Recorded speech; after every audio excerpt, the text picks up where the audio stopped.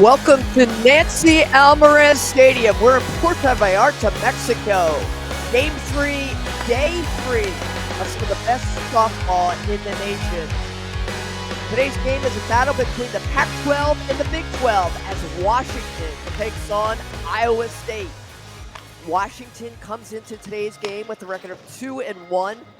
Iowa State a record with 1-1. And you've got to think, Kat Osterman, that Washington has a score to settle after almost defeating Oklahoma, but the Sooners came from behind and won 4-3 late last night. Well, not just last night's game. Talk about the game against Utah Valley prior to facing off against the Sooners. Washington was in another nail-biter 4-3 against the Wolverines. But two really close games yesterday. One they came through, one that got away. You have to think the message from Coach Tarr was, let's go make a statement. Let's play Husky softball from inning 1 through inning 7. I think there were a couple times in that game last night against the Sooners they had a chance to cash in, and they just didn't. And Coach Tarr probably going to want to see those opportunities be taken advantage of. Tracy Bourne, along with Kat Osterman, our entire Flo softball crew, with Brooklyn Carter set to lead it off for the Washington Huskies, the sophomore center fielder.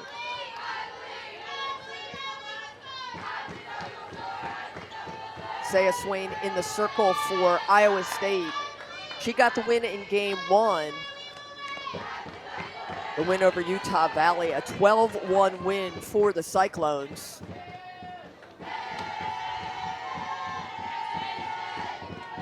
Cyclones got the win against Utah.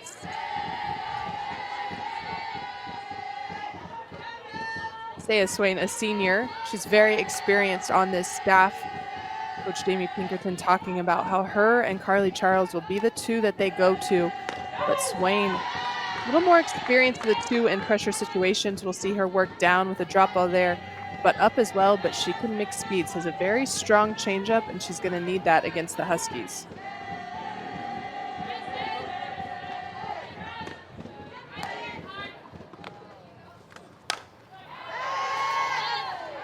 Foul back. It was the Swain and Charles combination which helped win game 1. Charles actually started that game for Iowa State. And then Swain came in and got the win. Sherman also saw some time.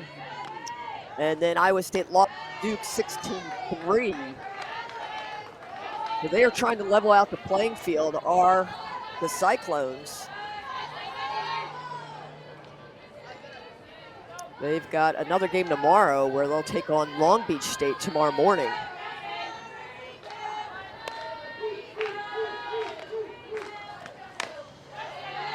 Ball chop foul. When we talked to Coach Pinkerton, he was talking about the fact that this schedule got harder when OU entered the tournament, but he was excited about it. He wanted his team to be challenged, but he also talked about needing to get the wins where they can. He said 2023, he might have scheduled a little bit too hard, which kept them out of the conversation for the NCAA tournament. He has an experienced roster that he wants to try to put in the best position possible to possibly see a regional bid. Brooklyn Carter is putting the Huskies in the best position possible. Leadoff hit for the sophomore. Now batting for the Huskies, second baseman number 17, Jillian Solis.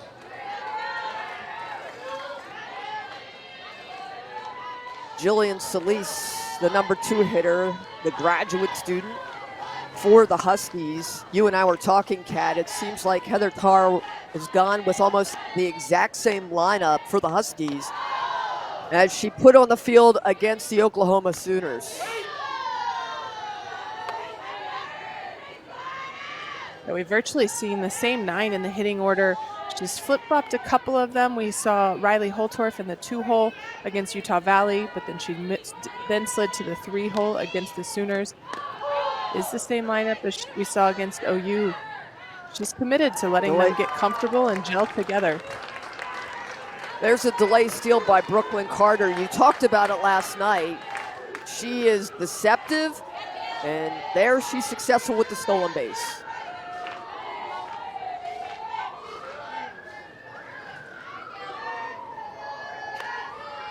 her speed is really unmatched. I would believe she has to be one of the fastest, if not the fastest softball player in the NCAA with how she runs the bases. Just how much she makes the defense have to keep her in mind. You can't disregard her on the base at any point in time because the delayed steal shows it right there. She'll try to bait you, and the second you make a hesitation, she knows she has you.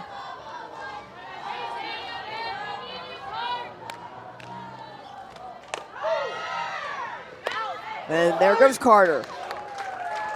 Another stolen base for the speedster, and now is 60 feet away from pushing the first run across. A little slow getting up there.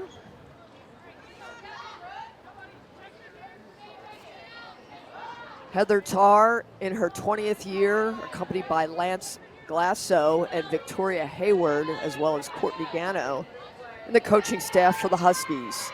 Preseason pick number 4 in the Pac-12.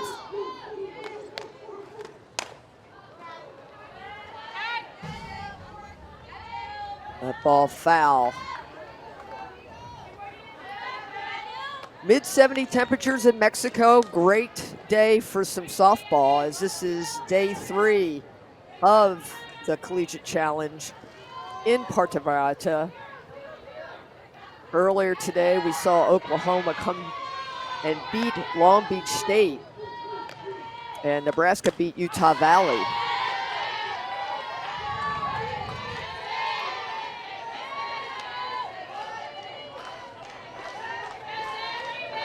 It's been a strong showing for all 5 teams here at the Puerto Vallarta Challenge.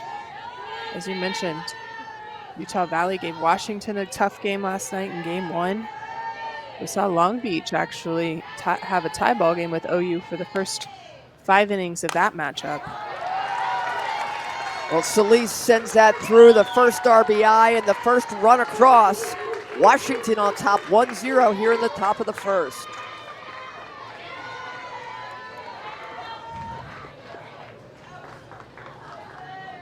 Saya Swain's giving the Huskies a lot of looks at her right now, getting behind in the count, having to throw everything in her repertoire at them early.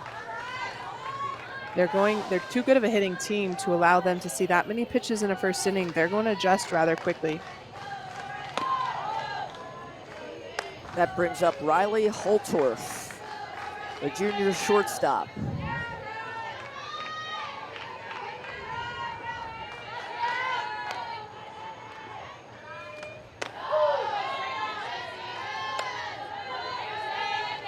Holtorf out of Peoria, Arizona, an NFCA All-Pacific Region second team last year, all defensive team, and all tournament team.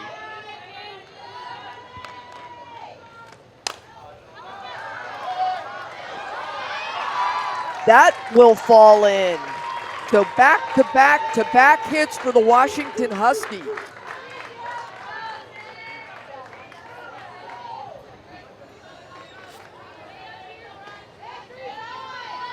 Tracy, we saw that same thing off the bat of Holtorf last night. She's able to just muscle those inside pitches to fall in the right spots there in the shallow outfield.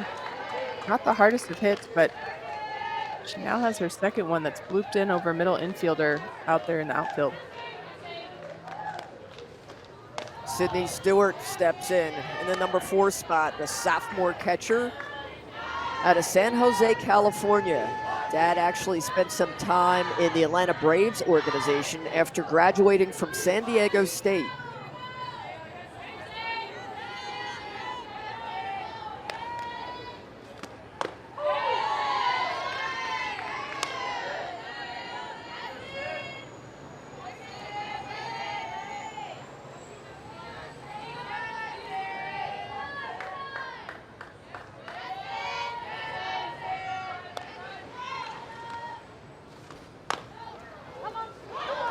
Up the middle, slow roller. And they get Stewart at first, but the runners advance, 1 out.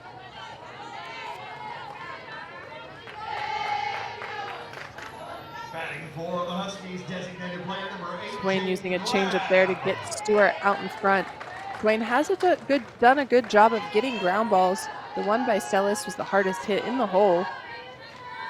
But even the leadoff hit off the bat of Brooklyn Carter felt like Andrews could have possibly made a play on that at second base.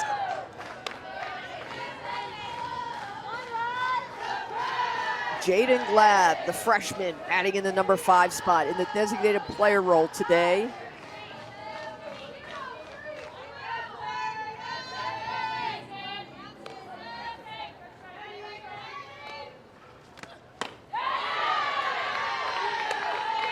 Get her upstairs. Glad had that key walk in the bottom of the 6th for Washington. She gave way to pinch runner Jing Gardner, who it looked like she had scored and got past Kinsey Hansen to push across the go-ahead run, but was called out as Glad goes down swinging for out number 2.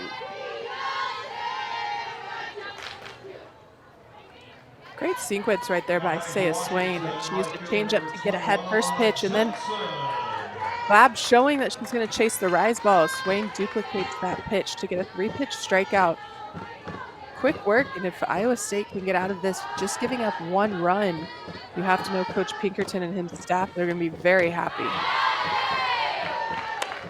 Alana Johnson, sophomore right fielder, trying to add to the offense for Washington.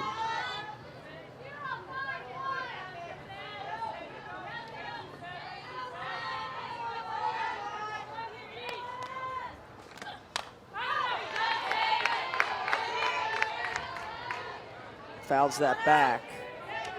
Boy, watching that game last night between Washington and Oklahoma, it was like College World Series fever. Just 2 elite Division I teams going inning by inning, just making moves upon moves, hit after hit. What a great caliber of play that we saw in February. And how about Swain coming back? Back-to-back strikeouts for Saya Swain, but not before the Huskies can get one. We're moving to the bottom of the 1st, Washington on top.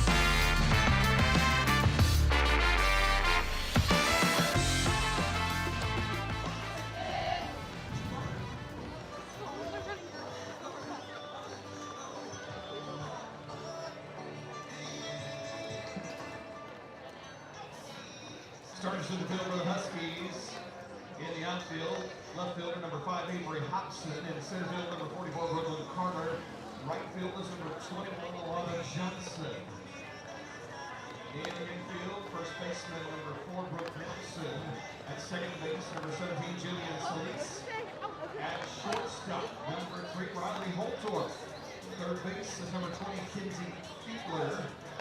The catcher, number 24, Sydney Stewart. Pitching today, number 18, Lindsay Lopez. And your designated players, number 8, Jake Glad. Head coach of the Huskies, Heather Tarr. Umpires for today's game, home plate umpire Leah Dummy. First base umpire Chad Steers. Third base umpire Michael Burwell.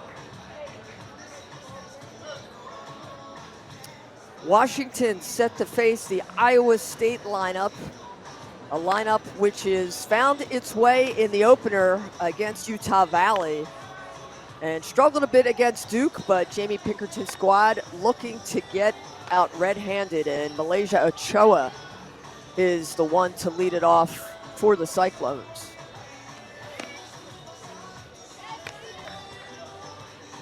Ochoa has been a staple in this lineup for Coach Pinkerton. Said he leaves the vet alone quite a bit. She came in, made a name for herself early. He tries not to talk too much mechanics and too much analytics with her. She'll start to overthink. Wants her to keep her good feel, but she will be the heartbeat of this this program. And when she goes, they go. She will face Lindsay Lopez, who got the start last night against Oklahoma, but came out after just a few innings on which was a fantastic effort between Lopez and Ruby Malin to try and handle the hottest hitting team in the nation in Oklahoma. Lopez, of course, the Arizona State transfer.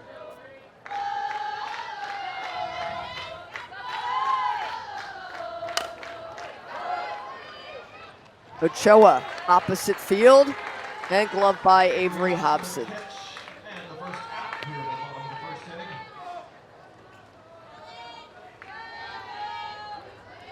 Have to imagine Coach Glasso and Coach Tar decided run Lopez back out there, see if they can get her in a good feel. While she had a shaky first inning, she did settle down, but still had some control issues. So as a pitching coach, want to be able to see if your pitcher can get back in the field in on a good note. So Lopez going ahead and getting the start against the Cyclones. Yeah, to your point, Kat, she gave up 2 runs off 4 hits in just the 3rd inning against Oklahoma, but thereafter gave up none. And then it was Ruby Malin who gave up the tying run and the go-ahead run in the 6th, and then subsequently the 8th.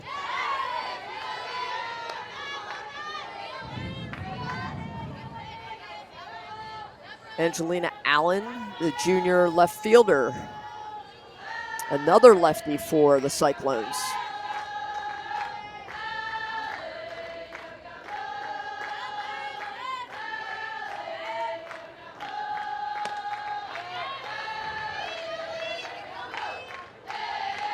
We talked about it last night too. I thought she got the nod against the Sooners because the Sooners have so many lefties in their lineup, and that lefty-lefty matchup typically favors a pitcher. It's a little bit harder for left-handed hitters to stay with a lefty curveball as opposed to a screwball from a righty. Might be the same philosophy here with Iowa State having lefties at the top of their order. Solis at second makes the play, and they get Allen for the second out of the inning.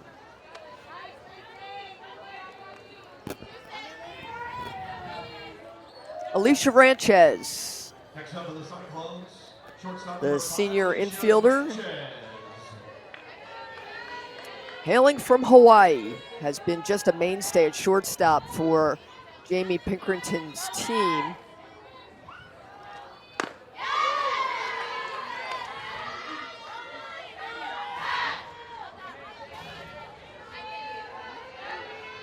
Well, you mentioned it, and Coach Pinkerton doesn't talk about his defense without first mentioning Ranchez.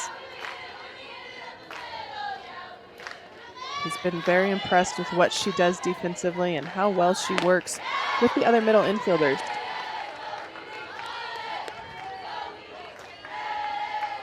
Lopez looking more confident here in the first inning as she did against Oklahoma. Of course, they are Oklahoma, but she does just look like she's got better command coming into this game against Iowa State.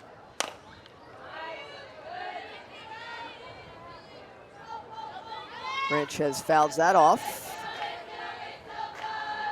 You're right, Tracy. Her locations look a lot better. Her execution of even her changeup looks better. You saw last night a lot of pitches were floating up in the zone over the heads of the hitters.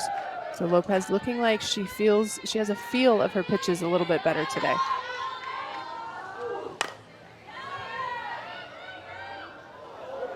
Just out of the hands of Johnson in right field. This Nancy Alvarez Stadium will host all of the games here at the Puerto Vallarta College Challenge. 15 teams over 2 weeks will play in Mexico. Great place for fans to come. We saw that Washington has bought a nice contingent from their area. Iowa State, a couple of handfuls of fans. Oklahoma, they had Oklahoma Nation, Sooner Nation in the stands last night. And they get Ranchez. So 3 up, 3 down for Lopez and the Huskies. They are barking early. We move to the top of the second.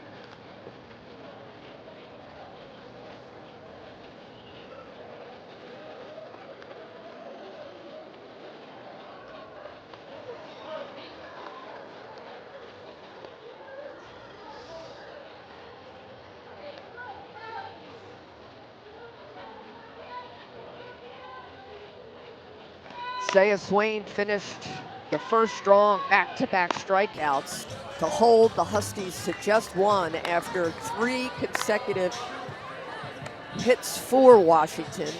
They'll bring up 7, 8, and 9 here in the top of the second. Huskies on the top of the second, left fielder number 5, Avery Hobson.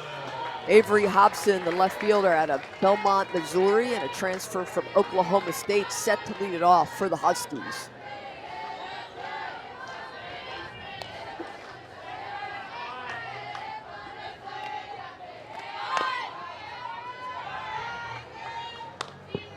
Hobson is almost an identical threat as Brooklyn Carter. She's done a great job of just putting the ball in play and beating it out. And same thing, she'll be able to advance herself using a stolen base. 2 big assets for the Huskies. Interesting they're not back-to-back, where that Avery Hobson's not in the 9 hole like a lot of coaches do, where they have a slapper there to turn the lineup over. But she's almost another leadoff right there in this bottom third of this lineup for Coach Tar. She was 10 for 11 for stolen bases last year with a .298 average for the Huskies.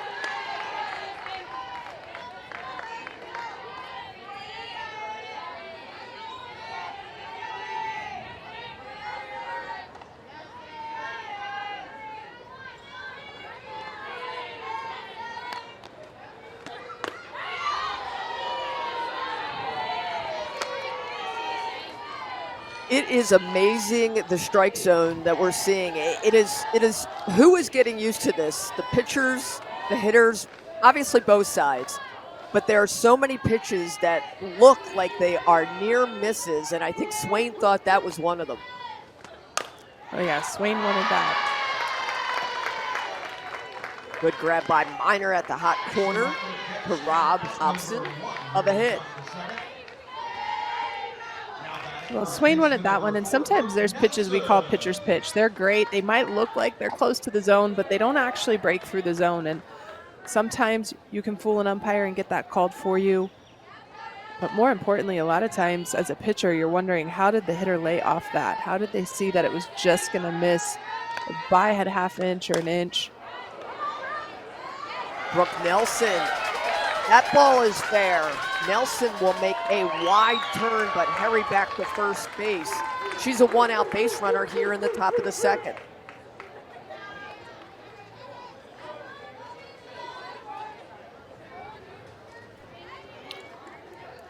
That was an extremely unlucky break for Saya Swain and the Iowa State Cyclones. Brooke Nelson didn't even take a full swing. She check swung on a rise ball, and it just happened to get enough of the barrel that it was able to get out there to right field. Nelson even surprised when she saw that it was how far it was flying fair. Nelson has been red hot. She was 2 for 4 last night against the Sooners. She leads off with a single today. Kinsey Fiedler is in the 9 spot, and then we go top of the order back to Brooklyn Carter.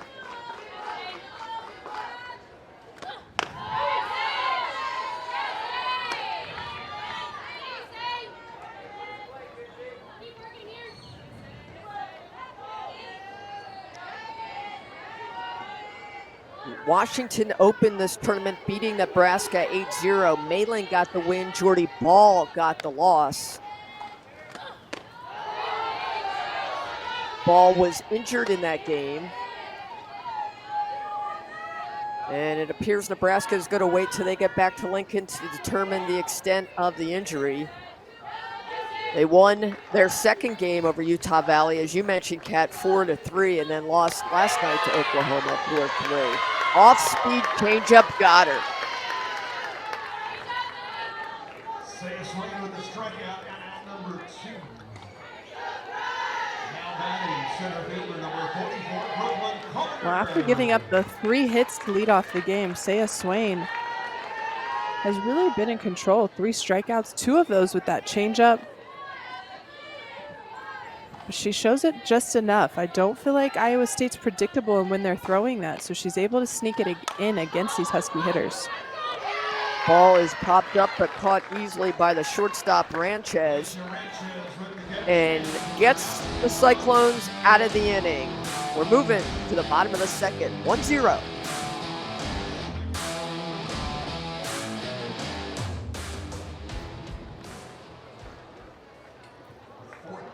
decades of experience in producing only the best in the world of destination events, Triple Crown Sports wants to help you and your family get the most out of your investment in youth athletics, whether it's giving young players a chance to compete against teams from around the country or giving older athletes a chance to hone their skills and prepare for the college game.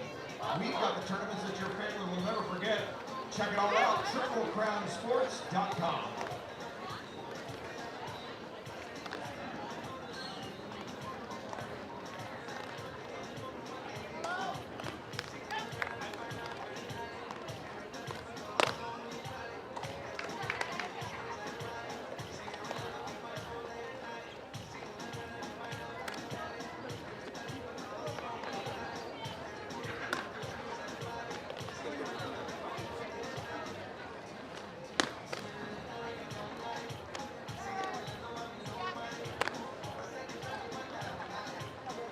Number 4 hitter Tatum Johnson set to lead it off here in the bottom of the second for Iowa State.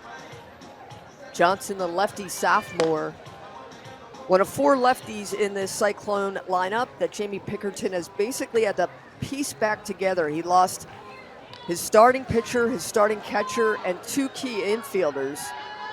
And he said, I keep moving the pieces around. He said, I've got some great options, but these athletes are going to play their way to the starting position, and Johnson's played her way to the DP for this game in the number 4 spot.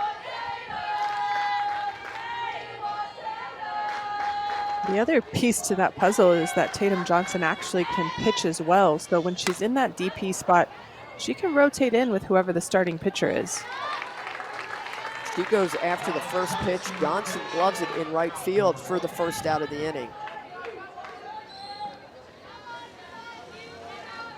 Now batting for Iowa State, third baseman number 50, Ashley Miner.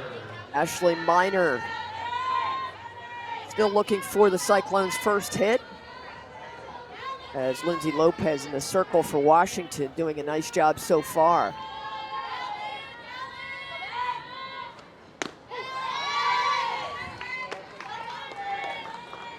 Miner last year was a .232 hitter.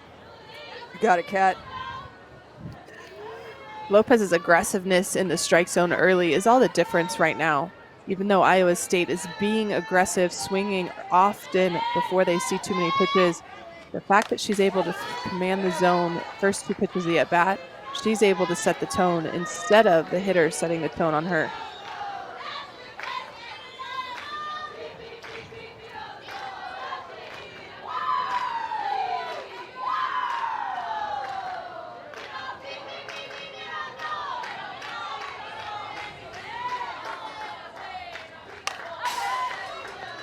Ball fouled back.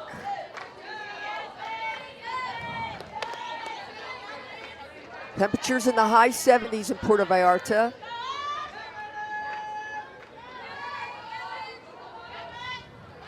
Iowa State making the trek out of Big 12 country. A couple new members to the Big 12, at least for this year. She waits on that. Drives it to center. Carter is there, who gloves it for out number 2. Carter with the catch. Second out in the bottom of the second. Now batting for the Cyclones, first baseman number 1, Carly Spellhog. We were talking about the conference realignment, Tracy, and it's going to look very different after this year, as you said, but so many, especially for the Big 12, excited that they're going to have more than just the 7 teams that they've had previously.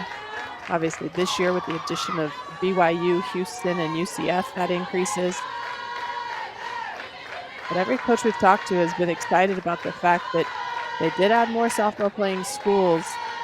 They're not going to have off weekends and try to find an extra tournament. However, Coach Pinkerton pointed out he's going to lose a couple tournaments, so he's going to lose a couple games that they would normally play now for conference series. Carly has worked a 1-1 count. The Knights made it to the NCAA tournament last year, while BYU won 35 games and competed in the National Invitational Softball Championship. So some good competition this year in the Big 12.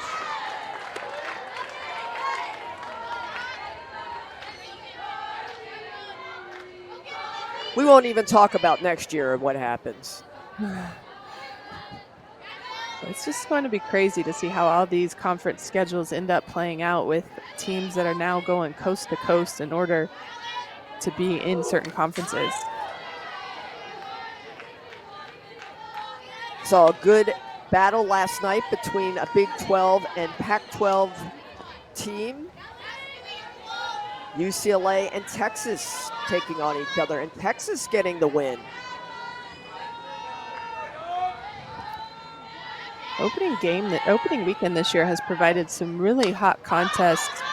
Ranked teams not shying away from playing other ranked teams. Mentioned we saw Washington, Oklahoma here, as you said, UCLA and Texas playing. Said Stanford was upset by Kentucky. Too. Yes, Stanford was upset by Kentucky. Arkansas lost to Penn State today. Florida State lost to Charlotte. That ball is roped out to the outfield. Extra bases for Spellhog. As a stand-up double for Carly Spellhog.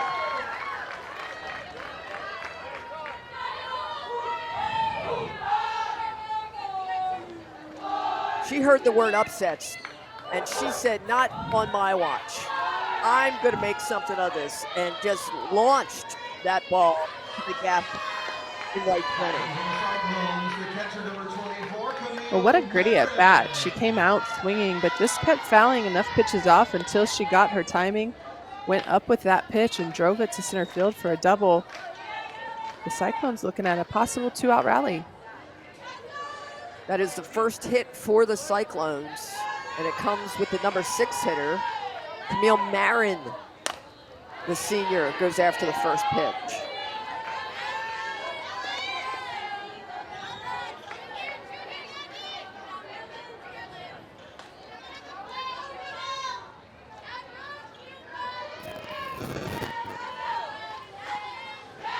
Iowa State lost 9 players from last season and welcomed 6 newcomers this year, all of them freshmen. Almost gets away from Stewart. He holds on to it.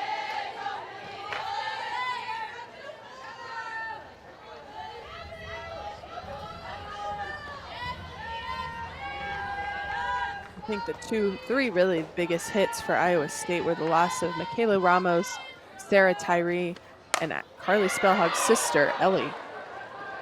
That ball is well hit, but caught in center field by Brooklyn Carter. So 2 hard hit balls, and Iowa State's bats are starting to pop, but they cannot push any runs across. Washington still ahead 1-0.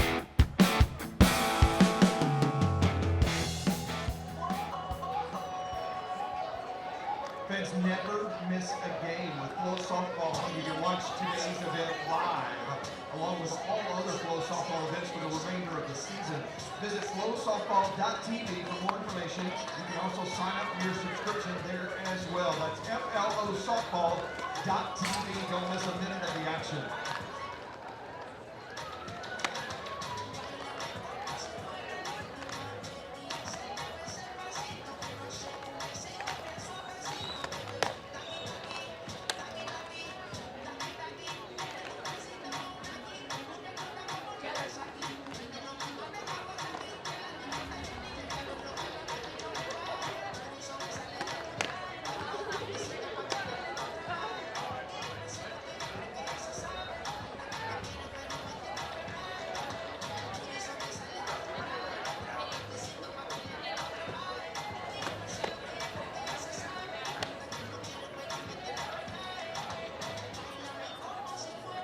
This will be the final game here at the Puerto Vallarta College Challenge for Washington. Iowa State's got one more. They'll play tomorrow against Long Beach. After our game today, we will see Duke take on that Long Beach State team. A very feisty Long Beach State team, which took Oklahoma toe-to-toe before Oklahoma just blew it open. And Duke looks strong, although they lost one early. They look very sharp out of the ACC.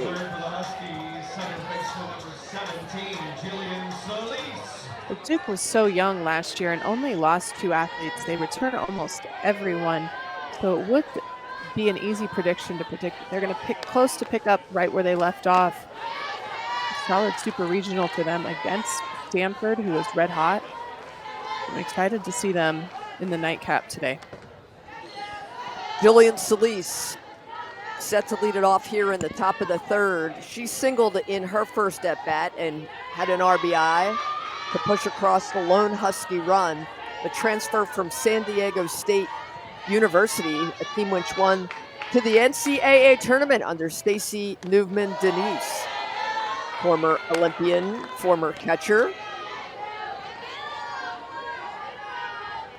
Coach Tarr talking about Solis transferring over, and a big piece of that was Victoria Hayward coming over from San Diego State University as well, coming back to her alma mater to be the hitting coach. Excuse me.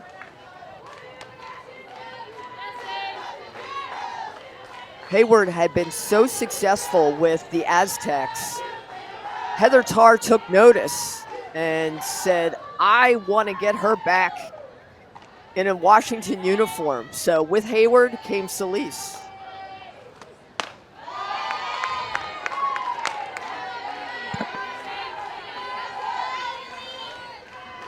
The other piece of what made Victoria Hayward so attractive to Coach Tarr, not just that she's an alum and what she did at San Diego State, but the fact that since she's been done with college, Hayward has put herself in positions to learn the game from so many different levels, having played with Team Canada, having played professionally in a couple different environments, being at San Diego State and in charge of the offense. She just thought that Hayward had really not only utilized her philosophy as hitting as an athlete, but been able to add to it with all the experiences she's had throughout the game. Solis goes chasing, and to throw down the first for the first out of the inning.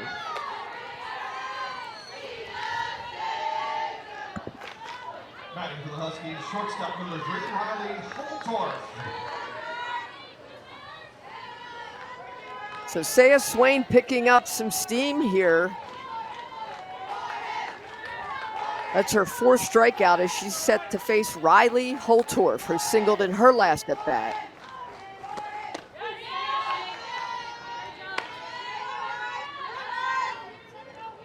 Swain seems to be in a better rhythm now, not just executing her pitches, but just the time in between pitches. Has a little bit of her swag back. I felt like the first inning wasn't as confident, but trusting her pitches and mixing speed. That changeup right there has really been the difference maker. 3 of her 4 strikeouts are on that pitch. Iowa State finished their season last year in the Big 12 tournament, losing to Oklahoma. It was Swain in the circle.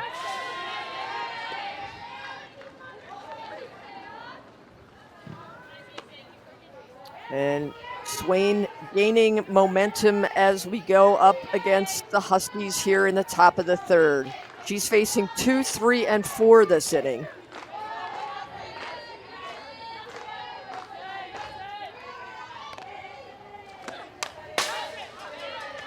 Fouls that back.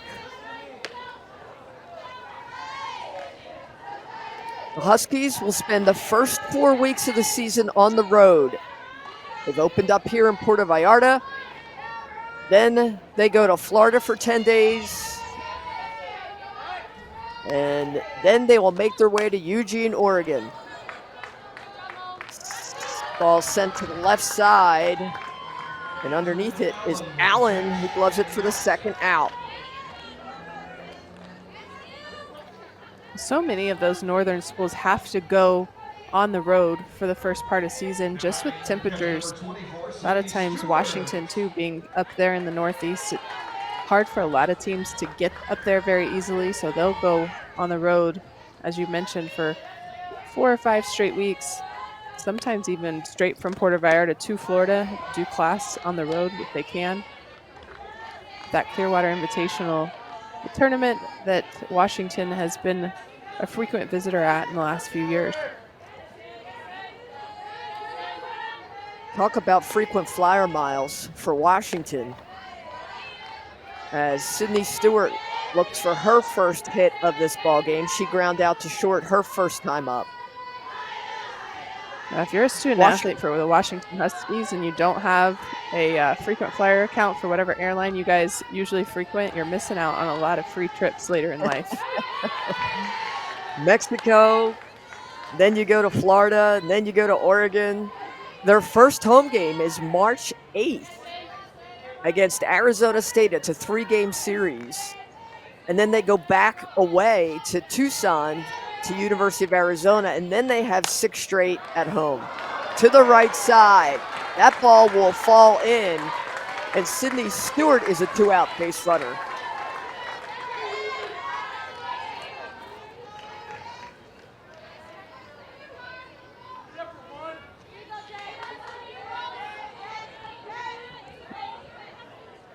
Batting for the Huskies, number 8, James. It's a hard hit ball off the bat of Stewart. Spellhog did a good job of trying to snag that, but ricochets off her glove just too far away that Andrews couldn't pick it up and make a play. Seen a couple 2-out base runners for both teams here now. See if Huskies can continue their strong 2-out hitting. And Stewart is safely aboard second, haven't stolen it. They are aggressive on the bases. It seems like that has been a Heather Tarr fixture ever since she started coaching her alma mater 20 years ago.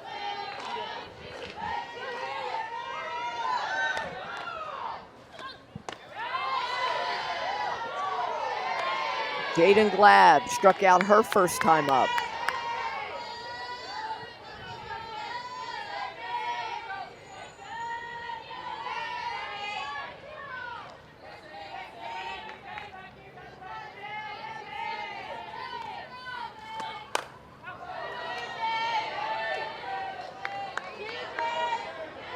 Glab was 2 for 2 in the game against Nebraska.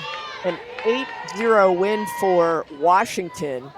Opened a lot of eyes. Not only was it Jordy Ball's debut as a Cornhusker, but Washington just exploded on Nebraska and really showed a lot of offensive firepower.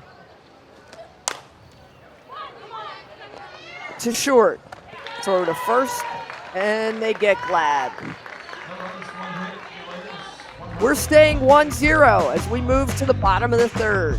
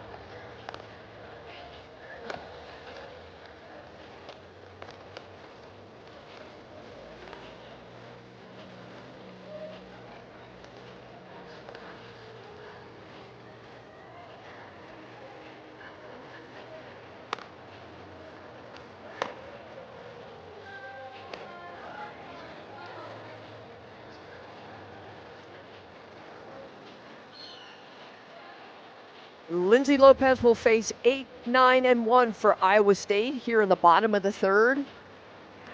The Puerto Vallarta College Challenge, Tracy Warren along with Kat Osterman and our Flow Sports crew. Corey Brooks, Nicole Mendez called the earlier games today. Great games. We've been here since Thursday. We'll be here next weekend as well for some of the best softball in the country. Pac-12, Big 12, ACC, SEC, Big West. We got it all. And we've got McKenna Andrews leading it off at the bottom of the third for Iowa State.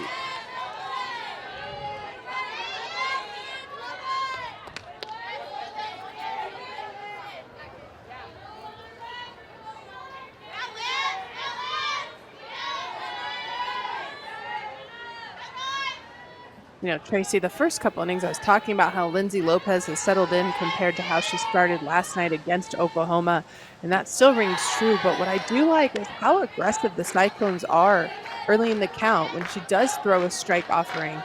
They are ready to swing. They're not being patient. They're not trying to see too many pitches. They're also not trying to let themselves get in a hole. They're taking their swing, seeing what timing they need to adjust, and then continuing in their at bat. Love to see aggressive hitters.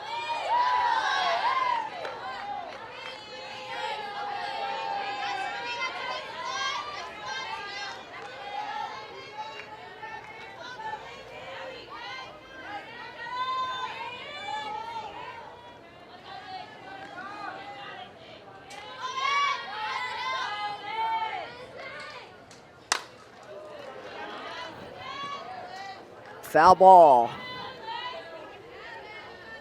Lindsay Lopez, a transfer from Arizona State. She was dubbed preseason All Pac-12 this year. An All-American Scholar athlete. Last year went 14-3 in 94.2 innings with 89 strikeouts.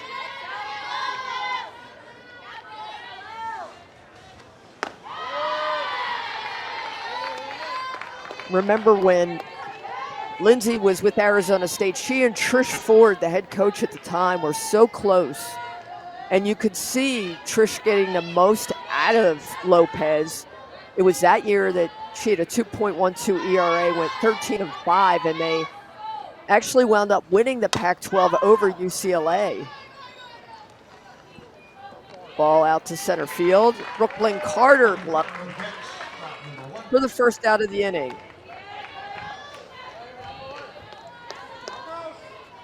A lot of times those pitching coach connections can really spur a pitcher to not just work hard, but to learn more. A lot of times a pitcher comes into college, this is how I've thrown, this is what I've thrown. They don't realize how much potential they have to learn more and learn really how to pitch, how to use their pitches that move, how to make them break maybe just a little bit more, or space them just a little bit differently. I remember Coach Ford talking about Lindsay Lopez, and she always called her the lefty magic. They just had lefty magic on their side. Lefty magic in the circle. Mm-hmm. Abracadabra. But she was a quick transfer as Ford left.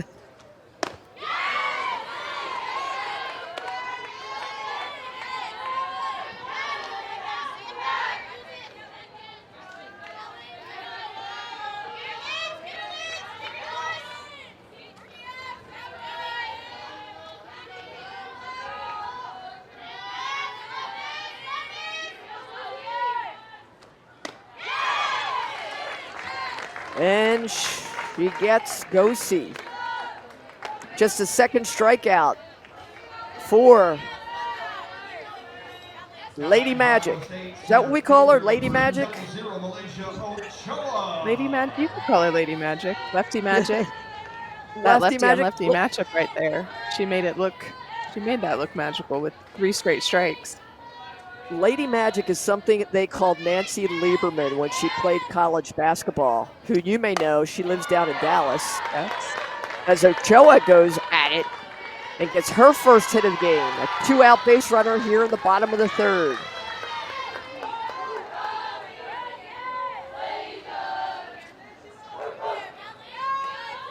Cyclones are starting to make some adjustments, get some solid barrel on these balls. Biggest thing is they're going to have to figure out how to get their base runners on before they get 2 out. Not impossible to score with 2 outs, but a lot harder than if they can set the tone earlier in the inning.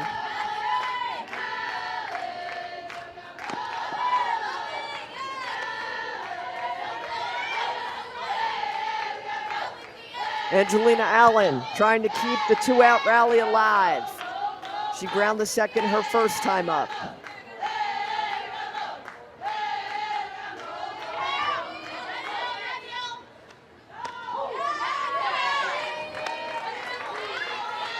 Back-to-back changeup. That was pretty.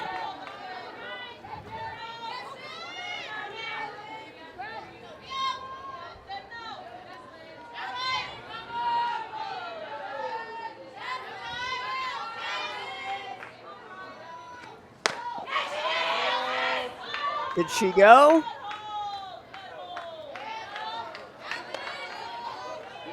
Her body went. I don't think the barrel of the bat did, but her body sure went hard. 1-2 is the count. 1-2.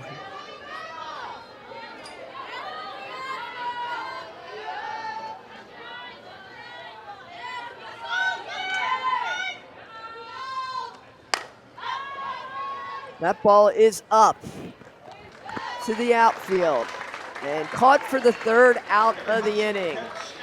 Lefty Magic doing her thing again against the Cyclones. Score remains 1-0 Washington.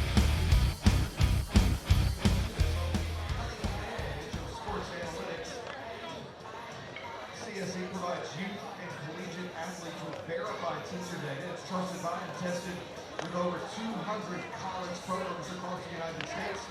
CSE's team of dedicated mathematicians provide the only valid data outlet that's available to accurately evaluate players as they compare to different collegiate levels. You can visit the CSE tent today and learn more.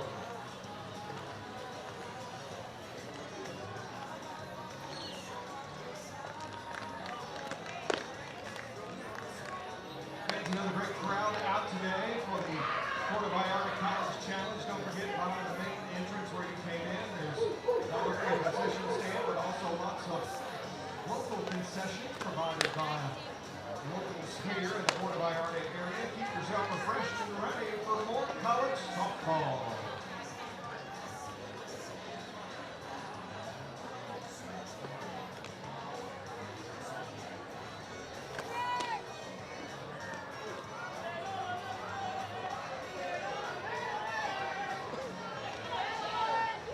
Top of the fourth, Alana Johnson set to start it off for the Washington Huskies. They scored one run. It came off after their leadoff hitter, Brooklyn Carter, got a single, and then eventually was sent home by Jillian Solis, the number 2 hitter. That's been all the scoring. That happened in the top of the first. Johnson hoping to get the offense going here in the fourth.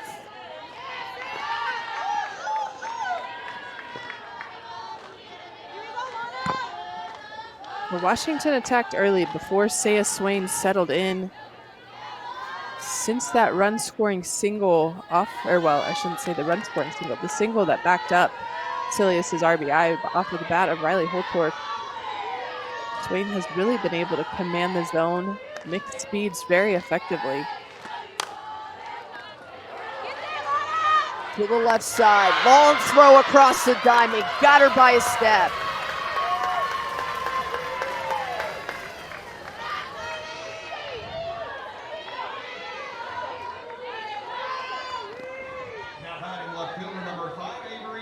What a great play by Ranchez right there. Coach Pinkerton talked so highly of her, and he said she might be the most underrated shortstop, especially in the Big 12. He said if she didn't have the likes of OU and Texas ahead of her, she probably would be in the conversation, for that all Big 12 team. But he knows the athletes that other programs have, but they just defensively, she is elite. The country just doesn't get to see it as much, or she doesn't get as much recognition.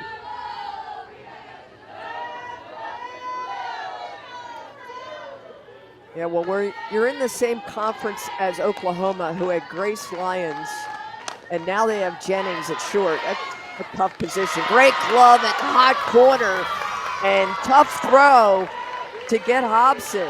Ashley Minor.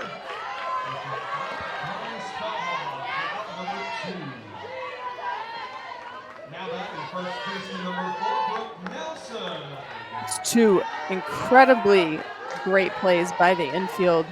Ranchez in the hole, Minor backhand with a speedy Hobson running.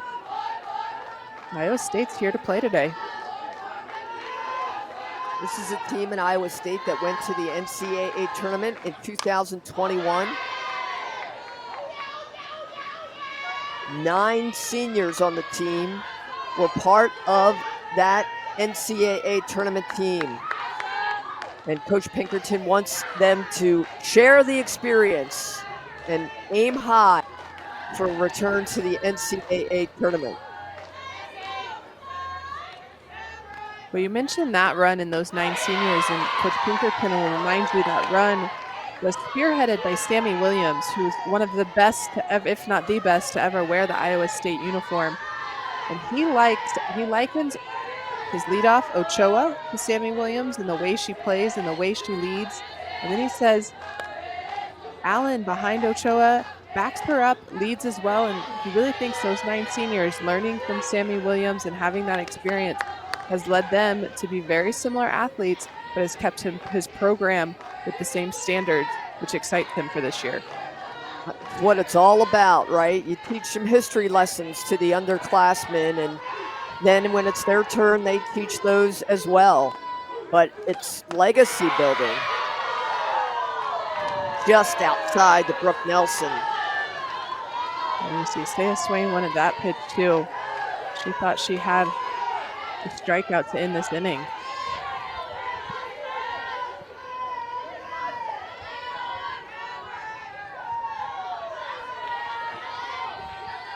Here's the 2-2 pitch to Brooke Nelson. Nelson, one of the hottest hitters for the Huskies. She singled in her first at bat.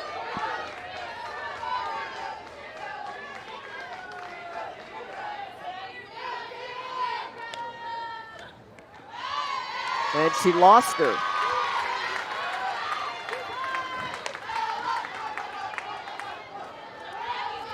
That is the first walk given up by Swain.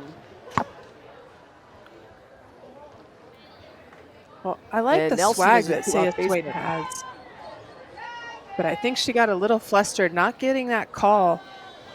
That would have been strike 3 against Nelson instead of regrouping. Let the frustration get the best of her and lost Nelson there. Had a chance to have her first 3-up, 3-down inning. But as a pitcher, have to have short-term memory, be able to reset rather quickly.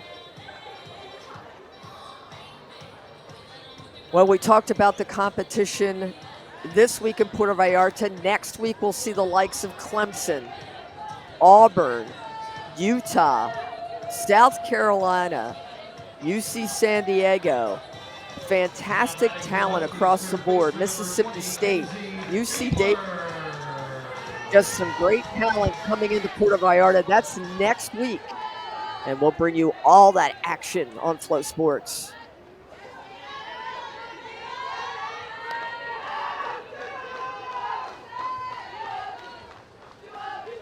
Kinsey Fiedler. There are 2 outs.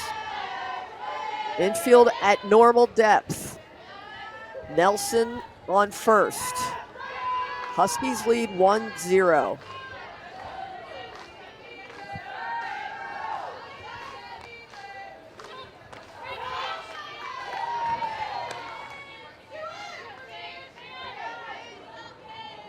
We saw Fiedler run through the box last night, actually use her slap against the Oklahoma Sooners, but Iowa State playing her to swing away right now, being at normal depth. Ball low in the zone. Swain has faced 15 batters, given up just 5 hits, 1 walk, 4 strikeouts so far. Doing a great job against this Husky team, which made it to the College World Series last year. Rope, but caught. The great defense of Iowa State and the great defense of their shortstop, Branches, getting out of some trouble yet again. Iowa State coming to bat.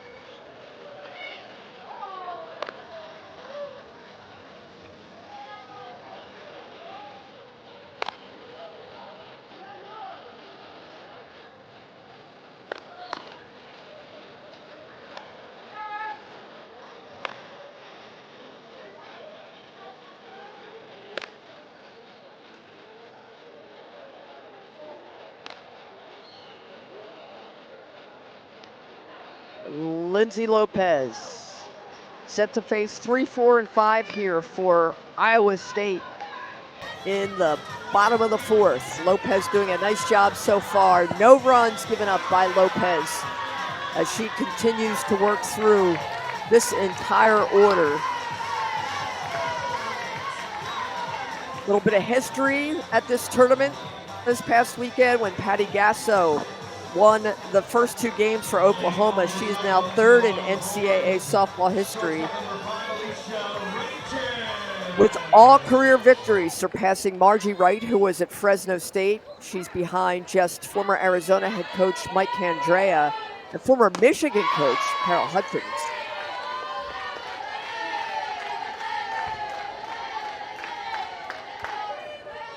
Alicia Ranchez, the shortstop, struck out her first at bat.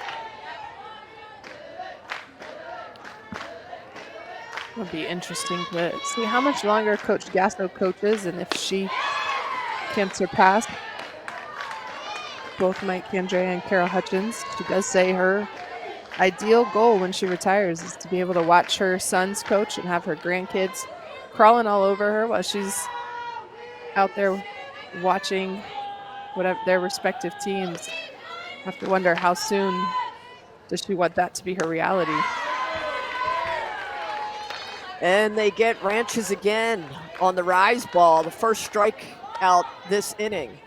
Now batting for Iowa State, designated player number 22, Tatum Johnson.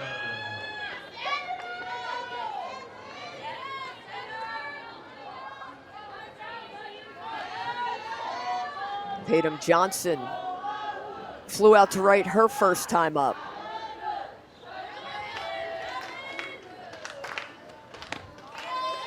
Well, you mentioned Patty Gasso. She's got 1,400 career wins. Actually, 1,460 right now with the 2 wins after she surpassed Margie Wright. And I believe Hutch is in the 1,700s. So you figure if she wins about 60 games a season for the next 5 years, she would be there. But the question is, does she want to continue to coach for the next 5 years? To your point, Kat.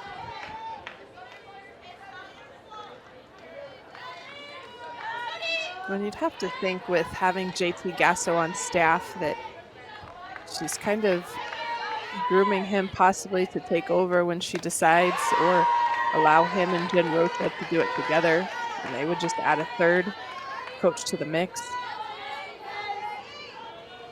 But we'll see. She seems to be excited every year. I don't know that her passion for it is waning at all. And I think both with Oklahoma and Texas going to the SEC, that'll be a new life as they get Johnson taking pictures. The 4th strikeout for Lopez.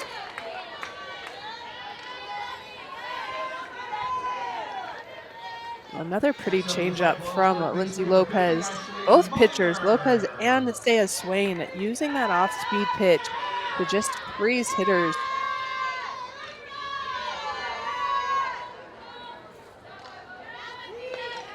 Ashley Minor.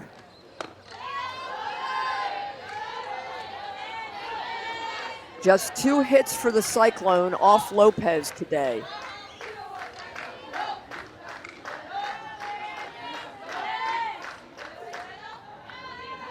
Iowa State scored 12 runs against Utah Valley in their opener.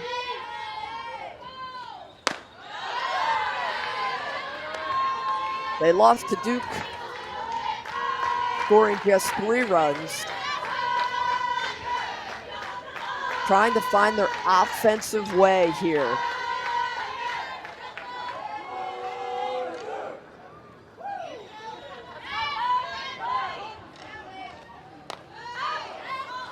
Off speed. Kat, I know you have seen Texas play, and Texas beating UCLA, and UCLA preseason pick number 2 in the Pac-12 behind Stanford. How does Texas look here in the early going? They look really good. They return almost everybody. They only had 1 graduate, Lou Gilbert, and then they had 3 others transfer out. All 3 were grad transfers, so 5th-year COVID seniors. But you know, they have a lot of depth in the position players. They return all their arms. So I think you saw that on display last night when they played UCLA. Just the depth they have and the ability they have to run, and you know, they can hit the long ball, but they can also play small ball. So it'll be an exciting year in Austin. Mike White trying to get the team a national championship. That ball is up and caught by the second baseman, Solis. 3 up, 3 down. The Huskies coming up to bat. Can they add some more runs in the 5th? They do.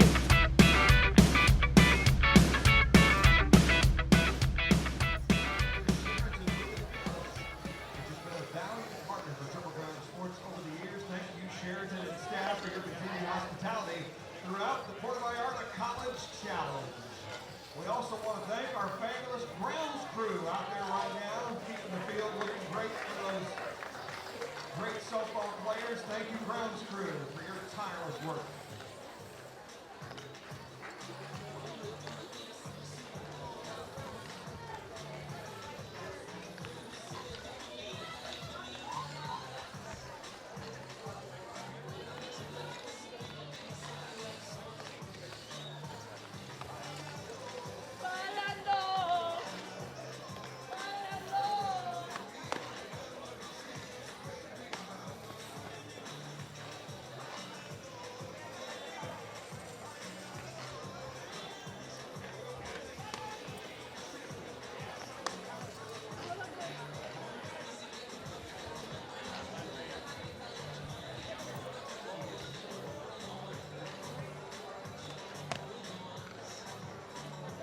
The Washington Huskies trying to find some more bats against Iowa State. They lead 1-0 as we move to the top of the 5th.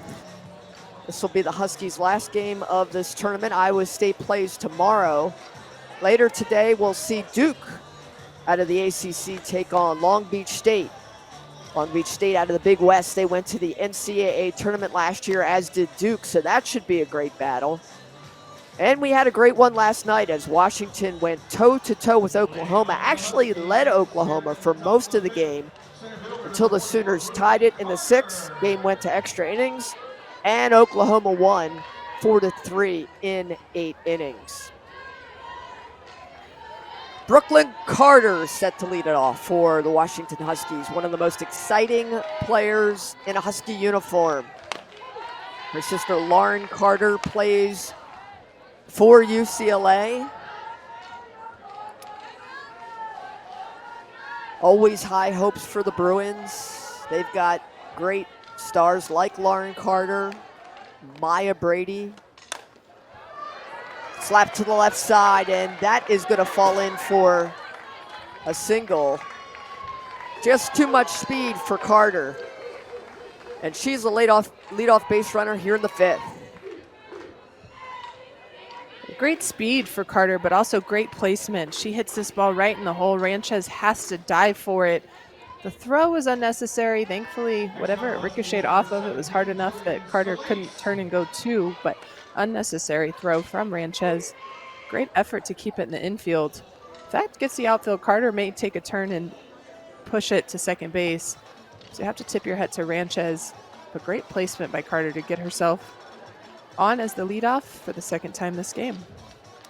So Coach Pinkerton wants to talk things through. He has chatted with us, the 4 of us, our broadcast partners, Corey Brooks and Nicole Mendez, you and I, and just a great guy. Has such a tremendous disposition, knows he's in a really competitive league, and he's been around a little bit. He's been Arkansas's head coach, Montana's head coach. He's been Tulsa's head coach. And he finds himself here at Iowa State after he was an assistant. Left to go to Montana and then came back and now is the head coach in his 7th season.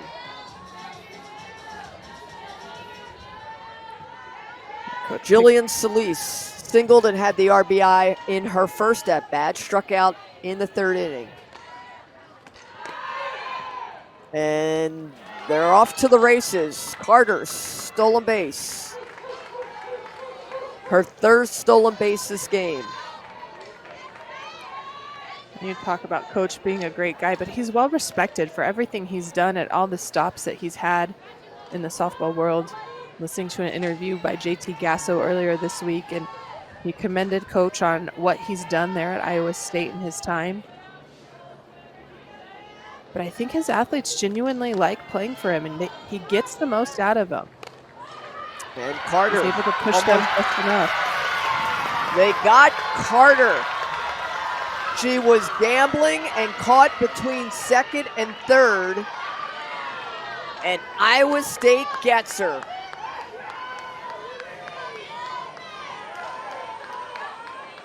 Well, this was a great defensive scheme by Iowa State. Instead of Marin throwing all the way down to second base, the throw to Ranchez.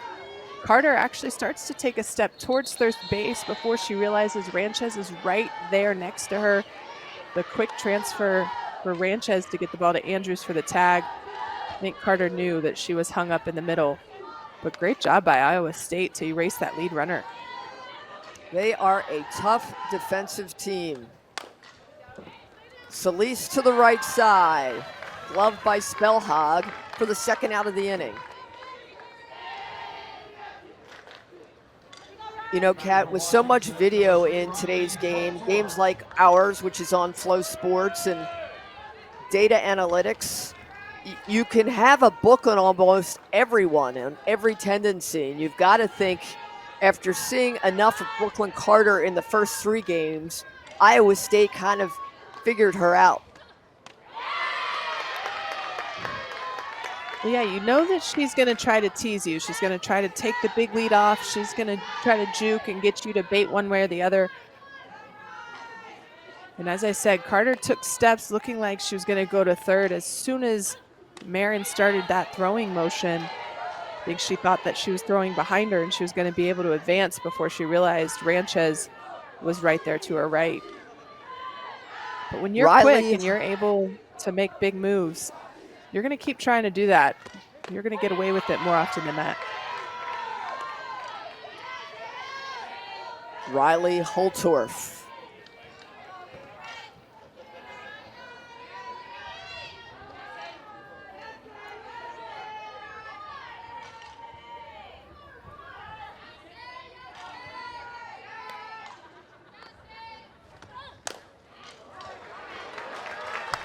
And she will be a two-out base runner. A single for Riley Holtorf, her second of the game.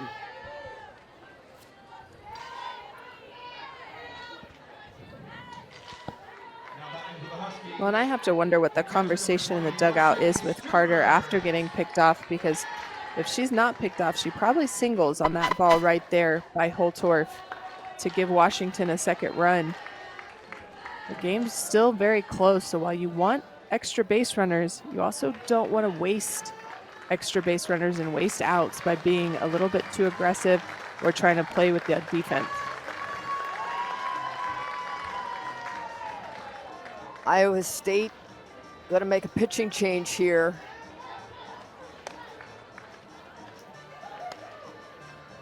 Are you surprised they're actually pulling Swain with two outs here in the top of the fifth and a runner on? I'm very surprised. I thought Swain was still doing a very good job of mixing speeds. She'd actually thrown a changeup for the second pitch to Holtorf that looked like it could have been called. It might have dropped right out of the bottom of the zone, but I thought she was still very much in command of her pitches. And I know it's the third time through, but Sydney Stewart, other than a single off the first baseman, the next two or three hitters haven't done anything or had hard hits off of Swain. So a little bit surprised, but at the same time, Coach Pinkerton told us his pitching coach is very big on the analytics. She knows at what pitch count the pitchers start to lose it. They start to get tired, and Swain may be at that pitch count, and she's just not going to take her chances. Jaden Ralston will come in and pitch for Iowa State. She will face the number 4 hitter, Sydney Stewart. Ralston, the sophomore out of Paso Robles, California.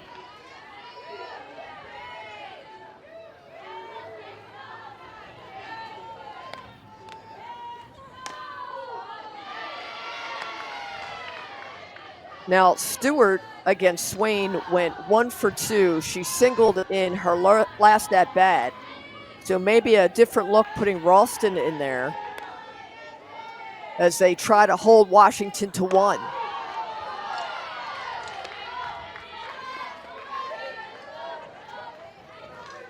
Well, Ralston's going to be a different look. She's going to throw harder than Swain. We saw Swain using her drop ball, her changeup combo. Ralston's going to come in and really challenge the Huskies more up in the zone. So on the pass ball, Holtorf moves up to second. She's now in scoring position. Ralston's got to lock it in. Last year, she had a 4.20 ERA, a 6-8 record. Appeared in 31 games, 66 innings pitched.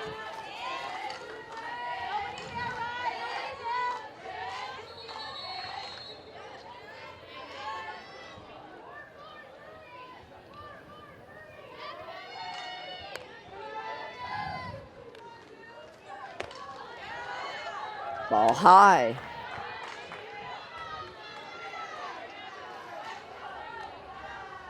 This is why I'm surprised for the pitching changes. Ralston's coming in a very tight situation. She's not one of their most experienced pitchers, which I understand you have to give them the opportunities to get experience. But this could be a big win for the Cyclones if they can find a way to score some runs. But I thought Saya Swain was doing a really good job of controlling the tempo and controlling the at-bats. Ralston right now, when you see her miss with non-competitive pitches, it just changes the vibe of the defense. Ralston got the loss to Duke, 16-3. And that ball is well hit to the left side. F ball's in. Here comes the run, and the Huskies go ahead 2-0. RBI, Sydney Stewart.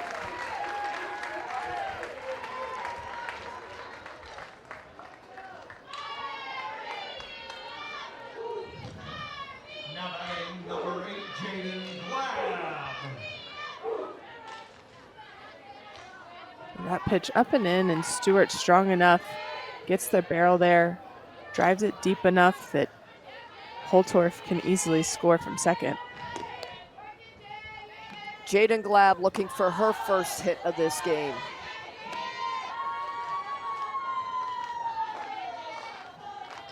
Stewart is on first. Huskies push across that second run here in the top of the 5th.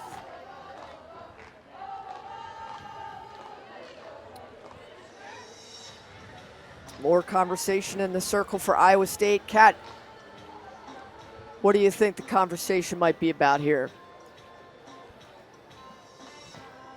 I think they might be having her calm down a little bit. You see her breathing rather deeply right there, but calm down. Yes, the first hitter isn't what we wanted to do. Need you to attack the strike zone. I think that was the downfall in the at-bat against Sydney Stewart. She just threw too many pitches, so Stewart was able to get on time with her being the first hitter to face Ralston.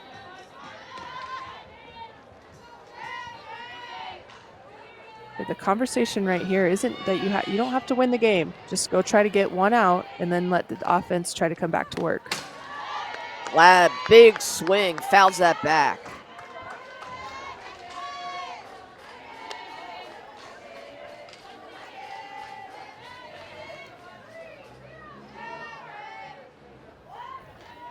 Glab, one of 4 freshmen and 9 underclassmen for this Washington team. There goes the runner. Just in there is Stewart, so she's now in scoring position for Glab.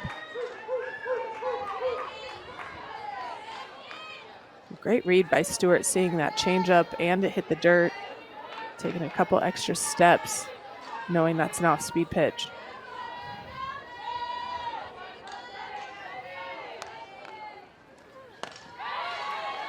Going upstairs.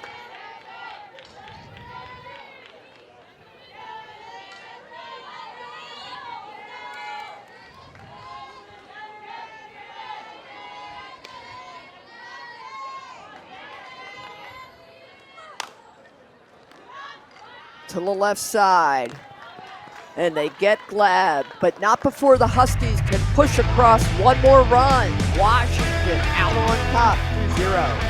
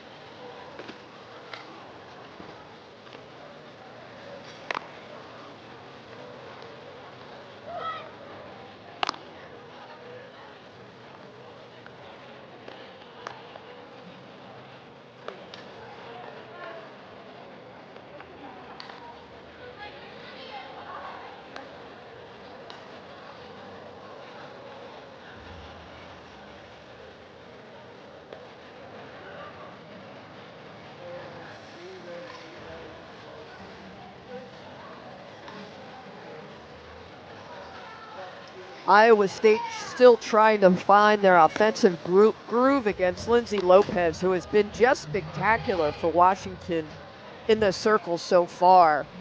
She's given up no runs for Iowa State, who has just 2 hits and has left 2 runners on base. She will face 6, 7, and 8 here in the bottom of the 5th for Iowa State.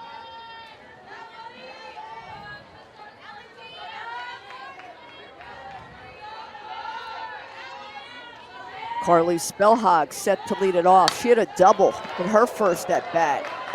Deep to right field. That is out of here. Solo home run for the senior Carly Spellhog. And we've got a 2-1 ball game. Carly Spellhog with the home run to right field. Well, the senior took her hacks her first at bat too before she was able to get that double. Making the most of that swing in this at bat, in her second at bat.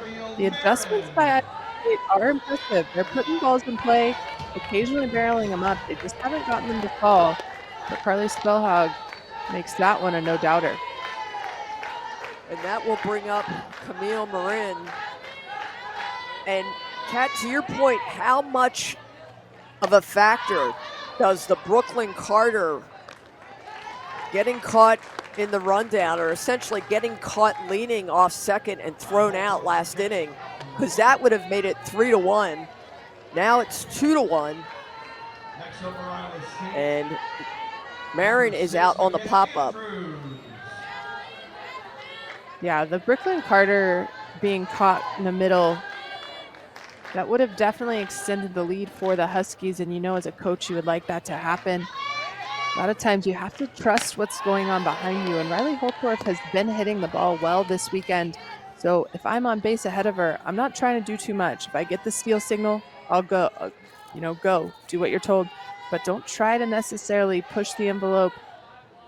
If you're not sure that you're going to be there, take the safe bet and let someone drive you in. But this could be a 2-run game. Andrews, quick throw. Did they get her? Just by a step. Fiedler, the third baseman for Washington, the gun for the arm, gets Andrews for the second out of the inning.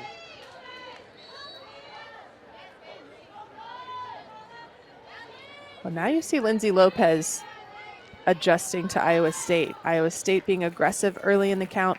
A lot of outside pitches. They were starting to try to barrel those up. Carly Spellhog did. Last 2, she's gone inside, jammed both of them for easy plays in the infield. That one not as easy, but the bloop flare that had that fall in, I should say easy contact in the infield. Caligosi struck out her first time up. Check it. We have a pitch hitter, it looks like. Poole is in for Gosi.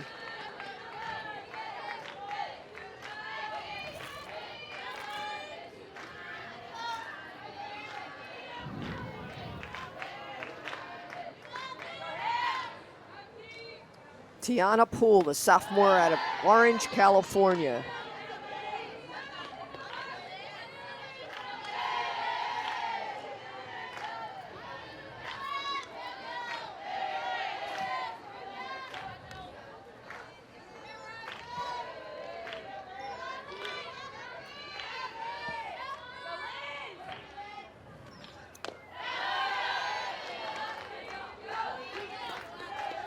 Two and one now. Getting some of his bench an opportunity to be able to have some at bats, but Poole, a 250 hitter last year and some decent speed, 5 for 6 in stolen bases. So she could make some things happen for the Cyclones. To the right side, but caught for the third out of the inning by Johnson. Carly Spellhog goes yard in Puerto Vallarta and puts the Cyclones on the board. Washington ahead 2-1.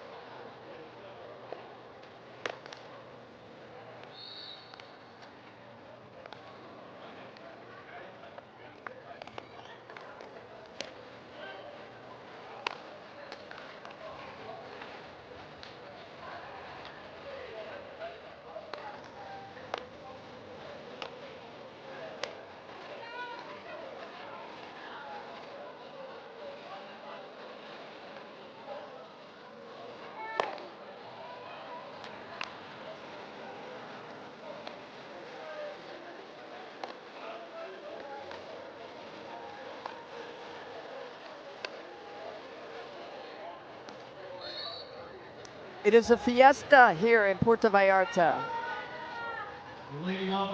It is the college challenge with some of the best of the best. And why not get up and dance? Because you are seeing some of the finest softball in the country. Number 1, Oklahoma. Went 4-0 in this tournament. They are on their way back to Norman. Washington made its way to the College World Series last year. Iowa State has made it a 2-1 ball game as we move to the top of the 6th. Alana Johnson, who caught the last out of the inning, set to lead it off for Washington. Huskies in a nail-biter, losing to Oklahoma 4-3 last night in extra innings. And Johnson gets a hold of it.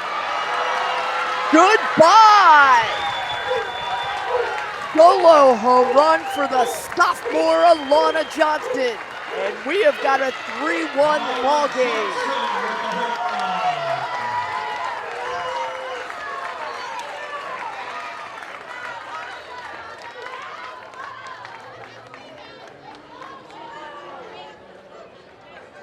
Alana Johnson been rather quiet this whole tournament. That is her first hit of the tournament, but a big one. Ralston leaving that ball over the white of the plate, and Johnson jumped all over it. Off the bat, you knew that one was out of here. Well, as we mentioned, Ralston came in for Swain and then gave up the single and a run scored. Sydney Stewart got the RBI and made it a 2-1 ball game, and now the solo home run by Johnson makes it 3-1.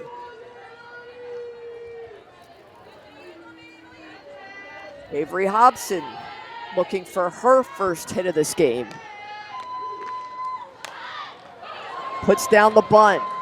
Hobson in a foot race. And Hobson wins the race.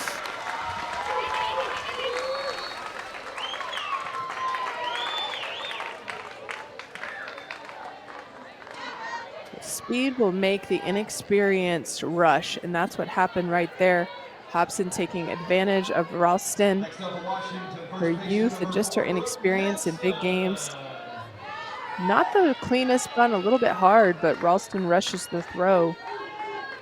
And Hobson safely on first. They are giving Ralston the throwing error. That will bring up Brooke Nelson. And there goes Hobson. Stolen base for Avery Hobson.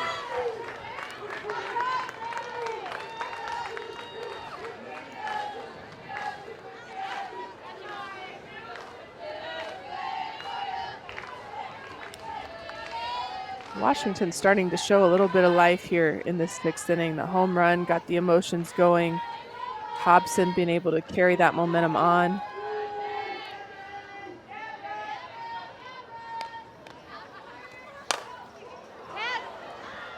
That ball hit long and well, but foul.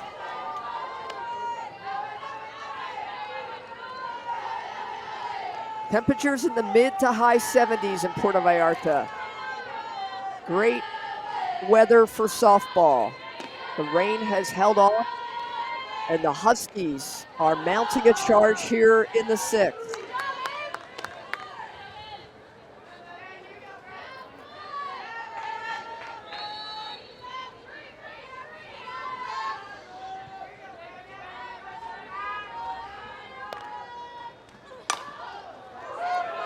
Back up the middle, Ranches gloves it, throws to first, and gets the out. Hobson moves up to third.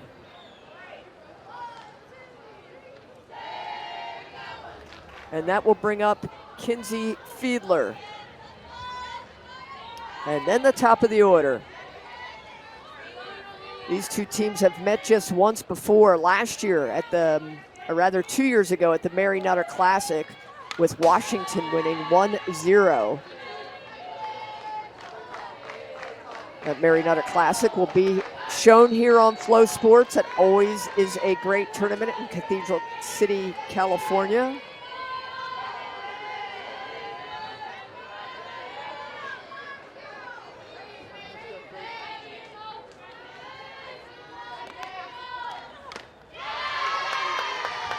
Fiedler goes for the rise. So many quality tournaments now, and a lot of them being broadcast or streamed. You know, Tracy, not to age you, but you were around when I was playing, and it was a big deal when our first tournament game got broadcast. And now, first weekend of season, people have a chance to view it. Well, Kinsey Fiedler is feeling it. She goes yard. 2-run home run for the junior. And it is a 5-1 ball game as Washington is starting to open it up.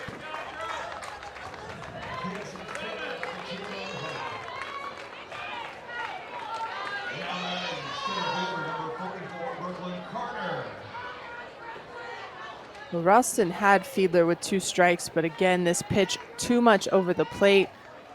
Change of speeds is not something Ralston is showing the Huskies, and so they're able to time her up well.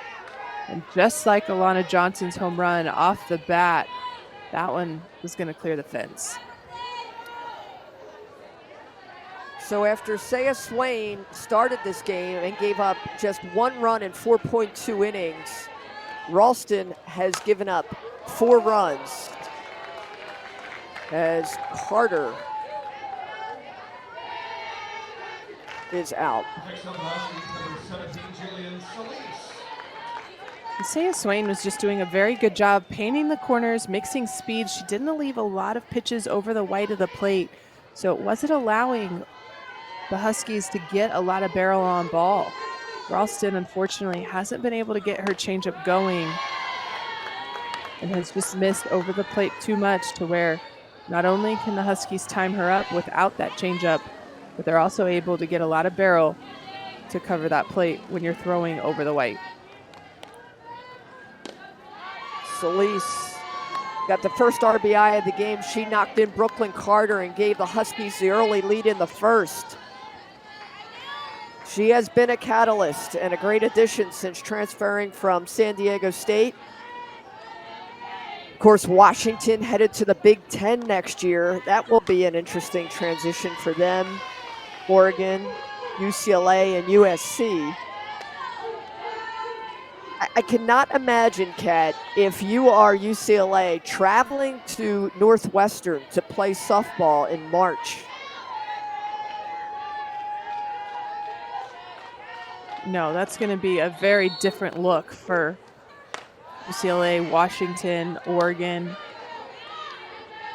Those states don't warm up until the mid to end of April sometimes even. So this will be a very different dynamic, and not to mention just longer trips for those teams going through the Big Ten. Washington could conceivably travel as far as Maryland, Rutgers, which is in northern New Jersey. It will be an interesting travel weekend, as I have heard the walk to Solis, that they're considering traveling multiple teams on a plane, like baseball and softball with other spring sports, to go to one location to save on travel. But I don't think they've figured it out yet for anything but football. No, and I heard that for the ACC too, when Stanford was added there. And the downfall with that was the midway point they were talking about was SMU, and SMU doesn't have softball. So where are you going to take those softball teams to where they're going to play at a facility that they deserve to play at? Not a city park that's convenient, but a facility that is worthy of ACC competition.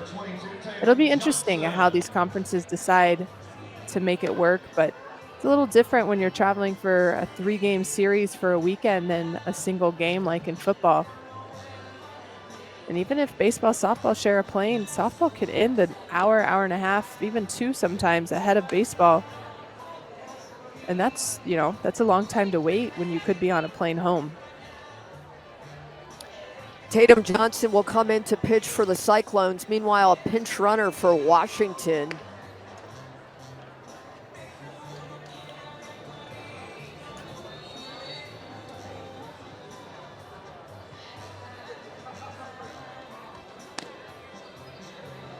Pinch runner at first base for Washington, number 33, Gene Gardner.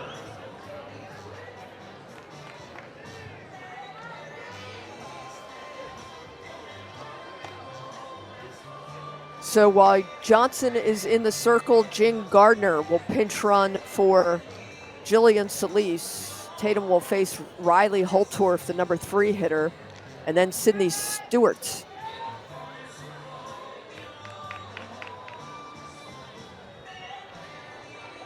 Johnson also pitched in the game against Duke, the 16-3 loss.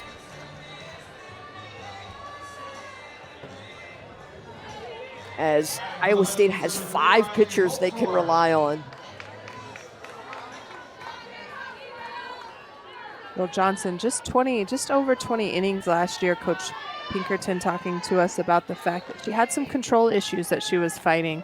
I feel like they got that under control in the offseason. She'll throw mid to upper 60s sometimes. We saw a drop ball right there. Has really been working on an off-speed pitch, so that'll be the question mark if she can get that pitch going in this game. Holtorf 2 for 3 on the day. One of 2 Huskies, check that, 3 Huskies with 2 hits.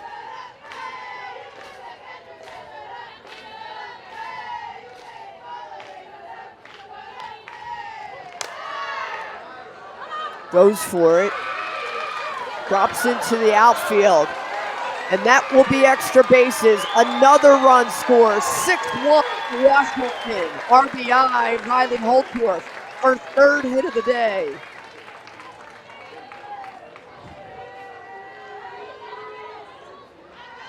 We said it on the last hit too. Another fisted fly ball that Riley Holtorf gets to fall in. Any way you look at it, a hit's a hit in the scorebook, but Riley Holtorf getting a little bit of luck on her side this weekend.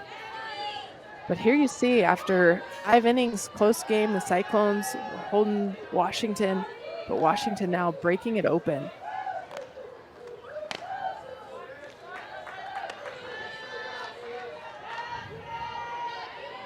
Sydney Stewart trying to add on.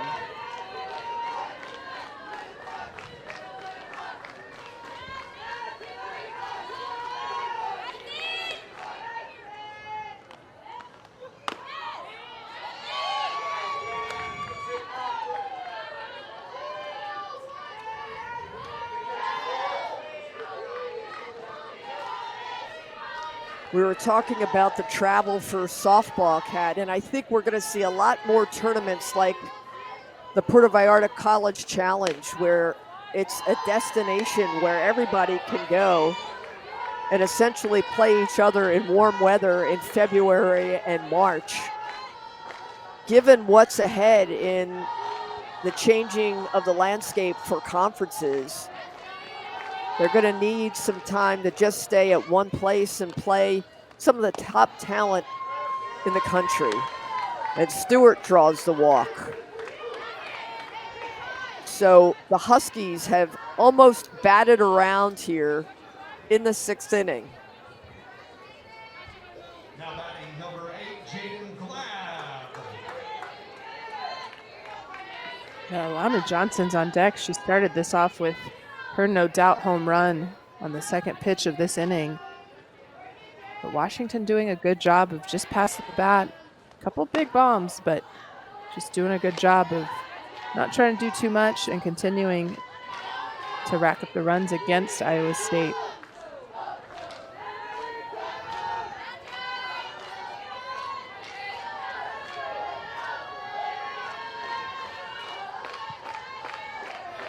Jaden Glab looking for her first hit of this game.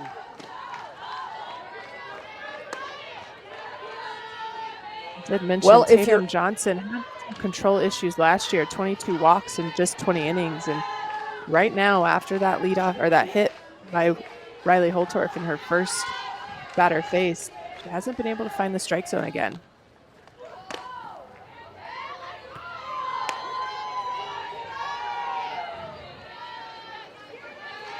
This is similar to the game we just saw Oklahoma against Long Beach State, where Long Beach State was trying to find the strike zone with a variety of pitchers and had some control problems, and Oklahoma was able to just open it up.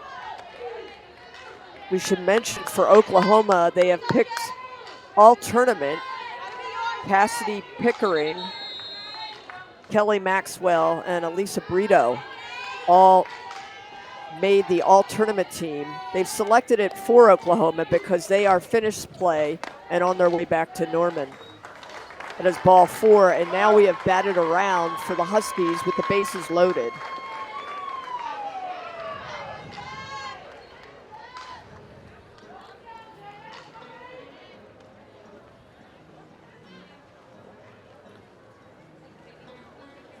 So Alana Johnson started this, and it looks like Iowa State's going to bring in yet their 4th pitcher of this game.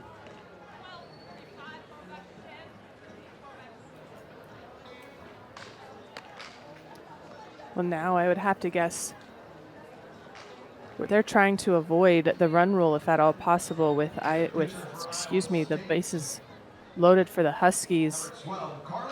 3 runs can put them in run rule territory.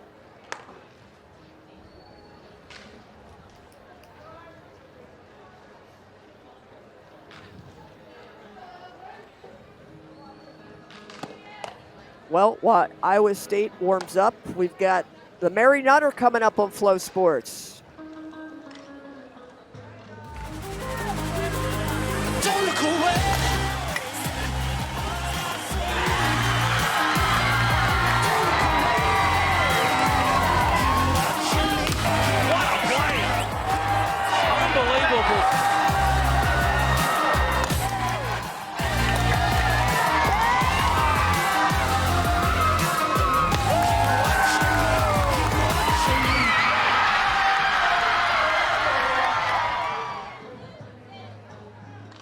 The Mary Nutter on FloSoftball. That is coming up.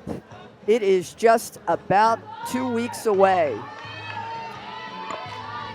Our 4th pitcher, Charles, for Iowa State.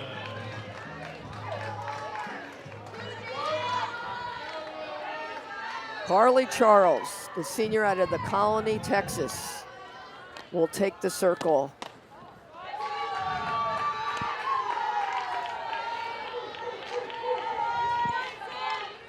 Well, as we mentioned, Charles, one of the 2 seniors that Coach Pinkerton is going to rely on. She'll elevate a lot of rise balls. So she doesn't throw hard, but she's spinny. He likes to liken her to Greg Maddox. It's not going to overpower you, but location and spin are her forte. Charles started the game against Utah Valley, a game that Iowa State won 12-1.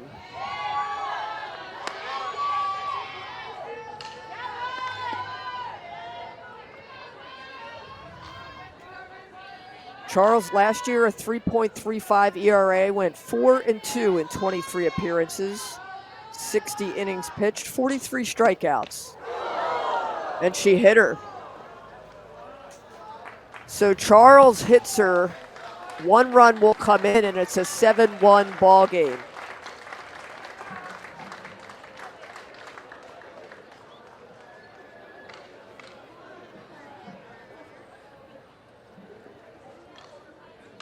Well, not the outcome that Charles wanted coming in to face Johnson for her first opponent. But Iowa State going to have to make some good defensive plays here to keep Washington from scoring and possibly ending this an inning early.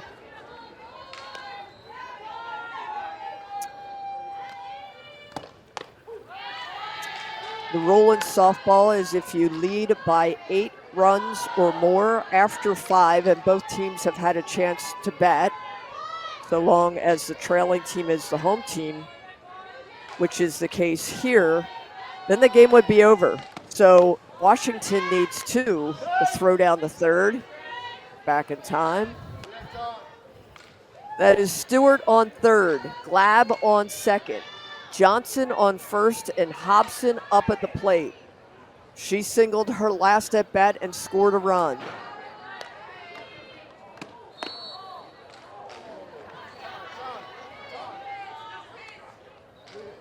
It'll be interesting to see Hobson's approach here. Majority of her hits this tournament have been infield singles or bunts.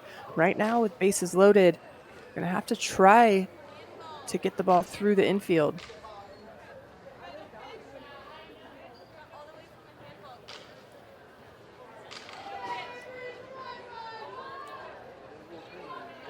Little bit of umpire discussion. Not sure what that was about, but we are back in play. The count is 2-1. Top of the 6th, Washington leads 7-1.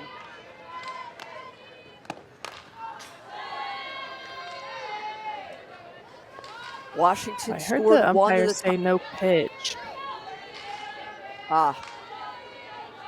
So I don't, but why is the key. I don't know if the third base umpire felt like Hobson still had her hand up when the pitch was being delivered, but they did erase a pitch, so now 1-2 as opposed to 2-1. Lays off the rise ball.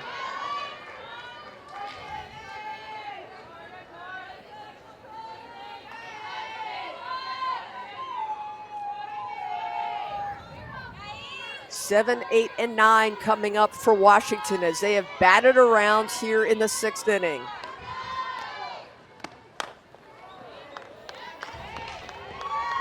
Fouls that off.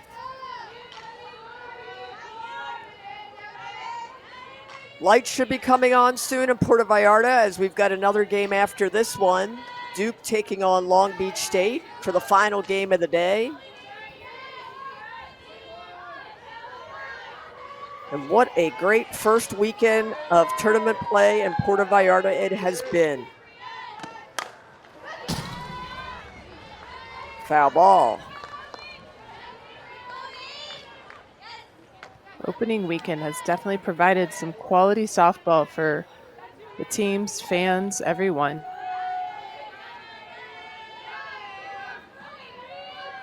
I know Heather Tarr was chewing on some tacos when we were interviewing her, getting into the field.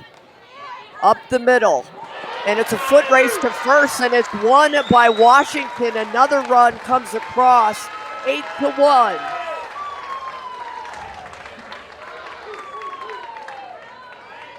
Hobson wins the foot race as the first baseman Spellhog went out to get it, and there was no one covering, so she had to get back.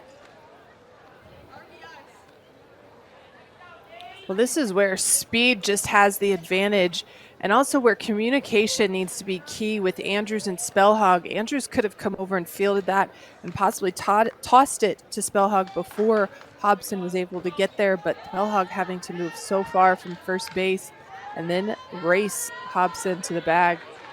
Hobson didn't have to leave the infield after all in order to get herself an RBI. 2 outs. Bases loaded.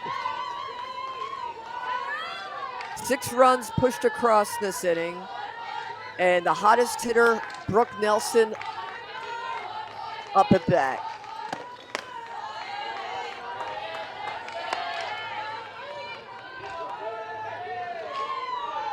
Nelson is 1 for 2 on the day. A single and a walk. She flew out her last time up.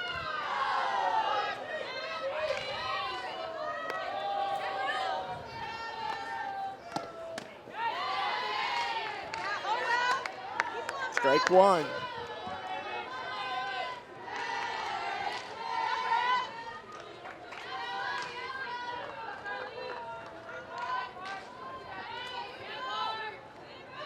I really like Brooke Nelson's approach at the plate. She's aggressive, but she's always calm. That ball hit well, but caught. And that'll be out number 3, but not before the Huskies can push across 6 runs. They've taken a commanding lead as we move to the bottom of the 6th. 8-1.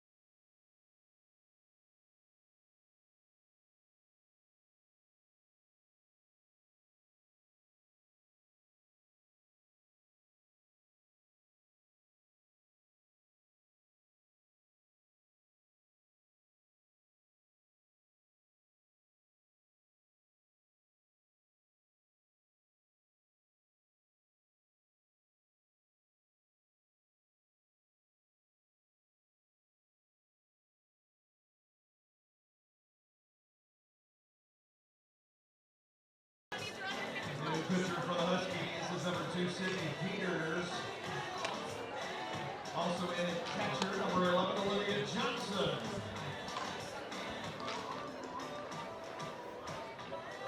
Washington making a change in the circle. They're going to give the ball to their freshman, Sid Peters. We saw her first appearance in a Washington uniform against Utah Valley to begin this tournament.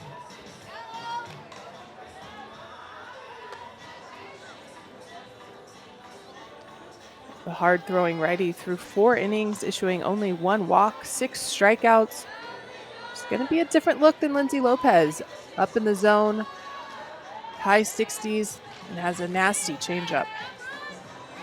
Well, Sid Peters has a 7-run lead here as we move to the bottom of the 6th.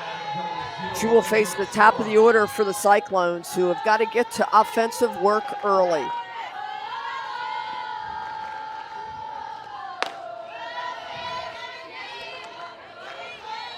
Olivia Johnson now catching. She replaces Sydney Stewart.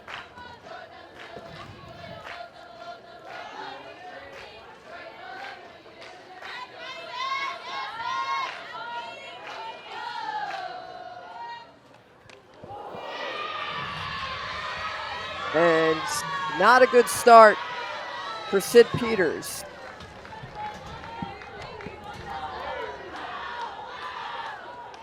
Definitely not the ideal start, but the advantage Sid Peters has is there's a 7-run gap between Washington and Iowa State right now. So a little bit of room to work through some things if the opportunity presents itself that way.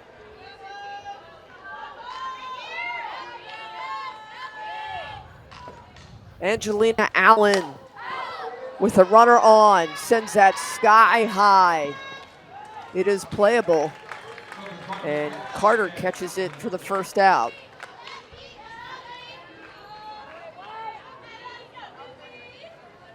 Carter went all the way over to left field to catch that one.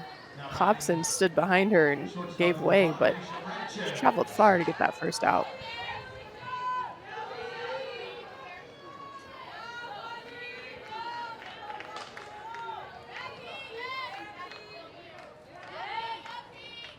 Alicia Ranches, a phenomenal shortstop. She has played quite a game, at least defensively, looking for her first hit of this game. They need some production from Ranches.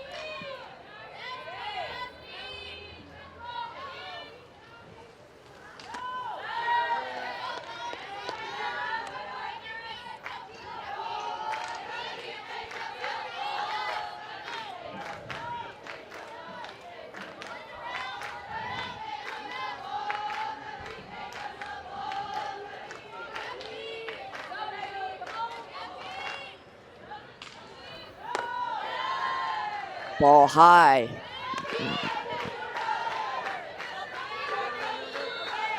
Washington. Jimmy Peters doesn't look as sharp as she did in her first outing for Washington. A little bit of control issues. That rise ball still out of the zone, not coming through the zone. She's going to have to find a way to entice the Cyclones. Peters trying to work her way back into it, not prolong the inning. Lindsay Lopez gave up just 1 run in a phenomenal performance. And Peters trying to close it out.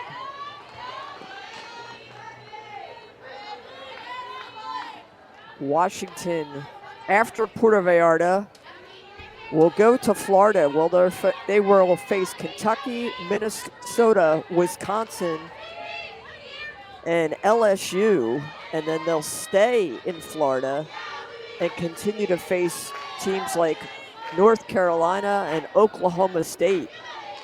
So they have got the work cut out for them.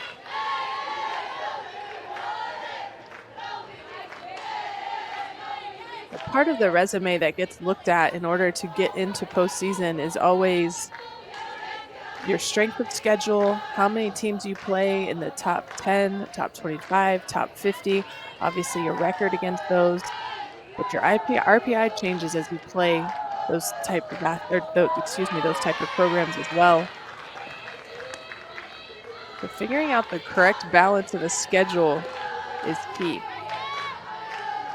Well, Ranches walks, and now the Cyclones have runners on first and second with 1 out, and the number 4 hitter in Tatum Johnson.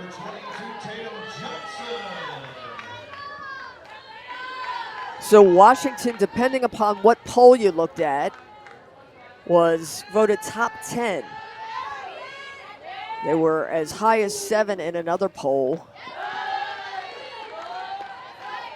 Oklahoma, the perennial number 1, followed by Tennessee, and then it changed a bit there, whether it was Stanford or Florida State and Stanford, and then Texas in some polls. So it's going to be a great Big 12, ACC, SEC, Pac-12 battle yet again this year as they try to calm down Sid Peters in the circle.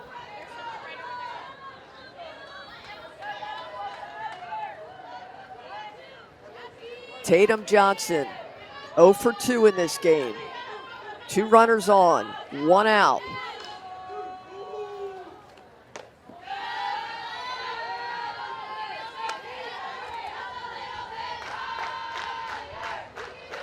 Chasing a 7-run lead, the Cyclones are doing a good job of being patient. They were rather aggressive early in at bats against Lindsay Lopez, but knowing they need base runners, they've adjusted their approach, going to force Peters to come over the plate.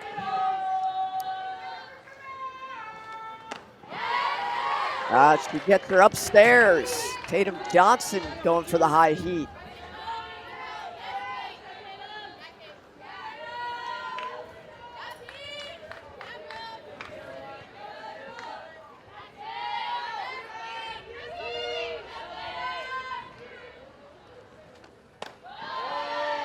Tries to tempt her again.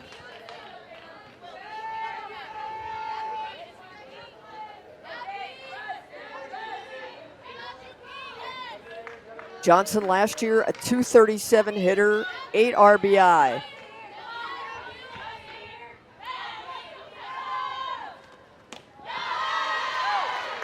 He walked her. So the bases are loaded now for the Cyclones here in the bottom of the sixth. Well, Coach Pinkerton has has grown his program to where they fight, and that's all he asks for. So they will not go quietly. You see them loading the bases. It's going to take a couple more base hits in order for them to close this gap, but they're up to the challenge as they continue to fight in this game.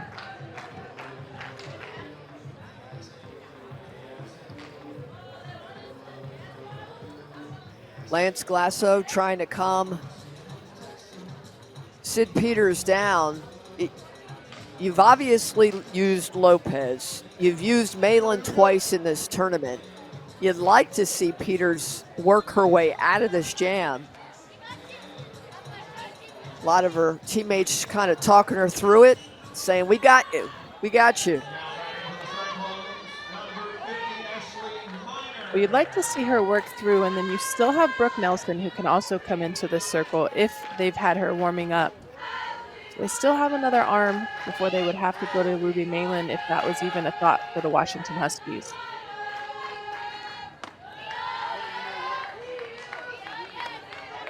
Thought Malin and Lopez pitched phenomenally last night against Oklahoma.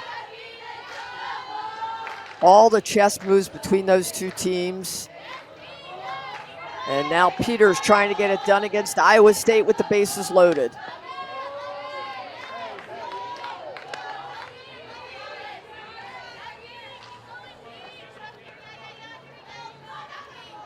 Minor looking for her first hit. She's got a 2-0 count.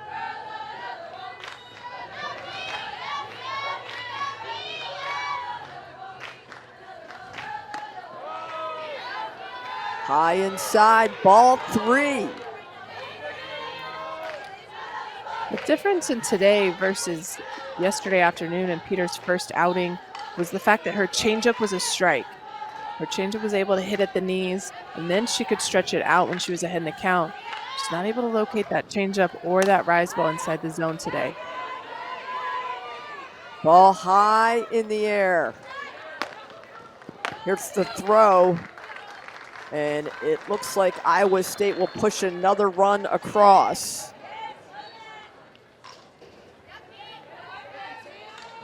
We're checking on the scoring there since the shot was out of our view, but out number 2.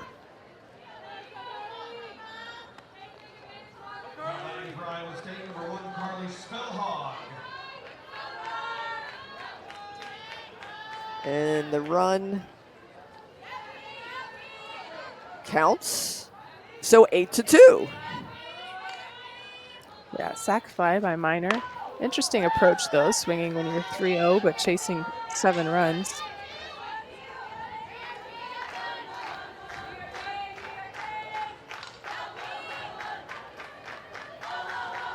So 2 outs now. Carly Spellhog, who had the home run in her last at-bat. Right back up the middle, cannot handle it. Another run scores, and we've got an 8-3 ball game. So Peters cannot handle the comebacker.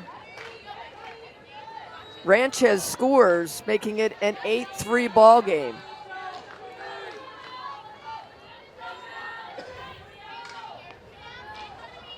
The Cyclones are gritty, and this is the type of game that Iowa State often gets in the second half of season. They usually get really hot as conference comes around and even late in conference, but Coach Jamie Pinkerton talking about how he wants to see that from the get-go, and right now Iowa State starting to try to mount a comeback. Yeah, to your point, Kat, they won 12 of their final 17 last year. And they've got a tough Big 12 conference slate coming up in mid-March.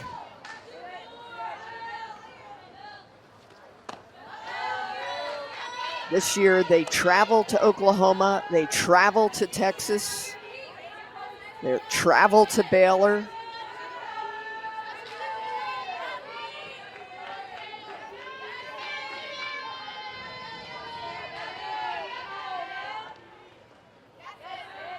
Marin 0 for 2. She's got a 3-0 count now with 2 outs.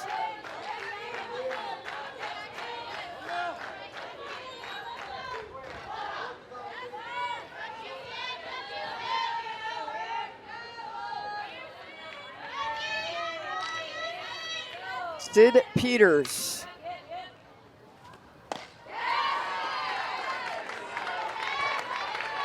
There's some high heat.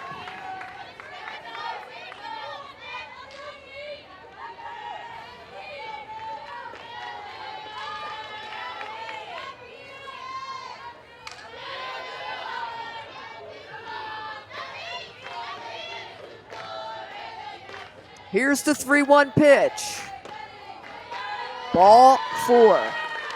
Bases loaded again for Iowa State. The tying run steps to the plate.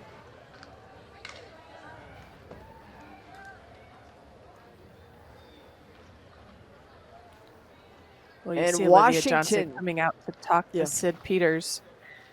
The coaches can't come out again. If they come out to talk to her again, then they're going to have to change pitchers. So Johnson coming in to regroup her, but what a drastic difference from her outing against Utah Valley, where she was really able to command the bottom part of the zone and entice swings from the Wolverines.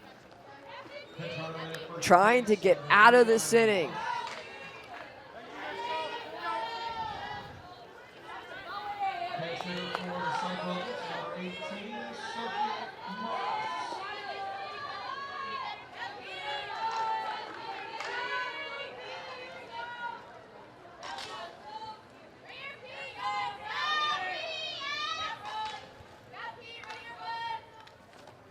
Sophie Morris in to pitch hit for Iowa State. The senior out of Johnston, Iowa.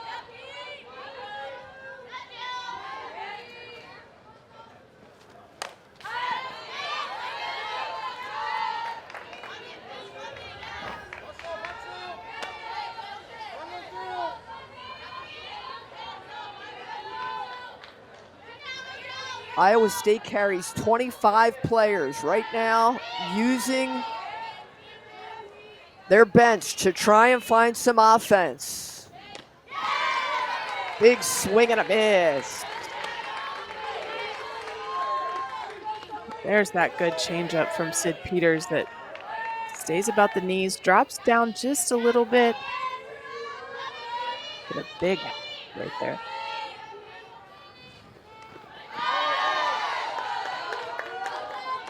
Good job by Johnson to keeping that ball in front of her as the catcher. 2-2. Bases loaded. 2 outs. Morass takes ball 3.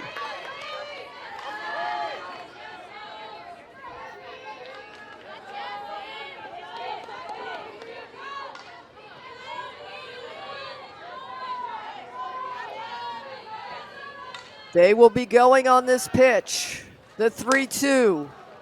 Slap to the left side. Bobbled. 1 run will score. And now it is an 8-4 ball game.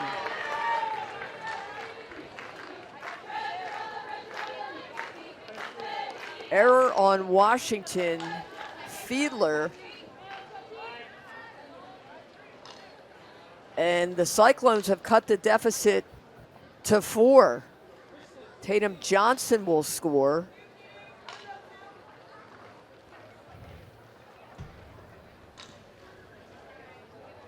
Well, the Cyclones keep just trying to force action. That ground ball there, after a defense, for lack of better terms, has been semi-lulled to sleep. When you can't get in a rhythm, you're throwing a lot of balls, a lot of walks.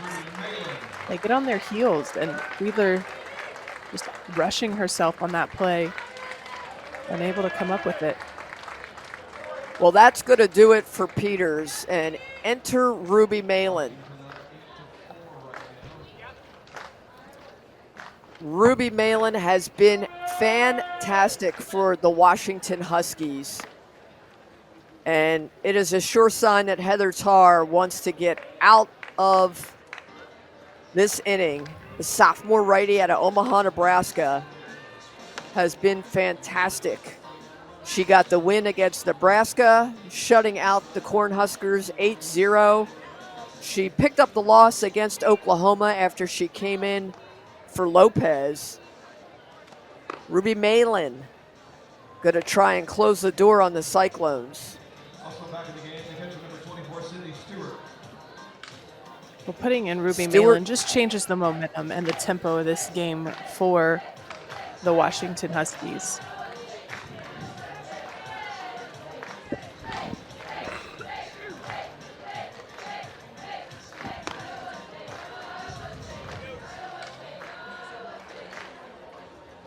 Stewart comes back in as catcher, replacing Olivia Johnson. So Sydney Stewart back in the catching position.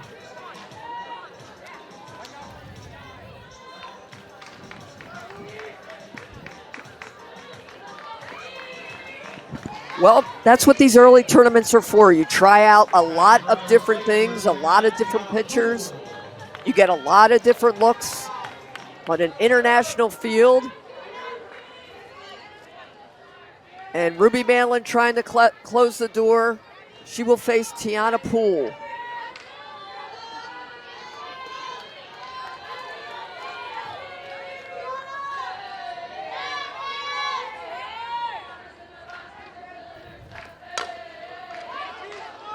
Chopper to second, the throw to first, and the Huskies are out of the inning with 1 pitch. But not before Iowa State can push across 3. We are headed to the top of the 7th. It's an 8-4 ball game.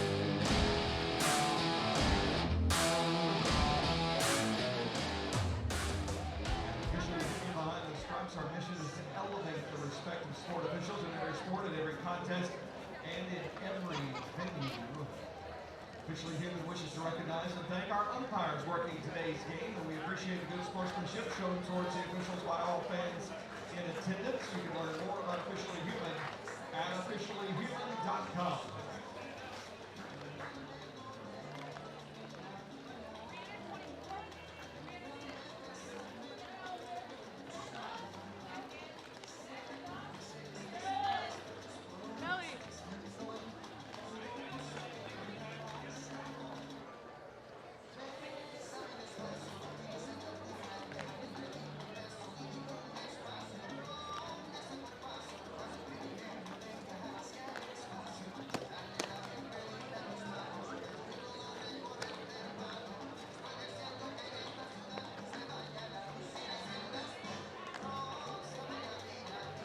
Iowa State putting a fight into the Washington Huskies, scoring 3 in the bottom of the 6th. They trail 8-4. Washington will bring up 9-1-2 as they had batted around last inning in the 6th, pushing across 6 runs that they have wound up needing with this charge by Iowa State. Kinsey Fiedler set to lead it off here in the top of the 7th.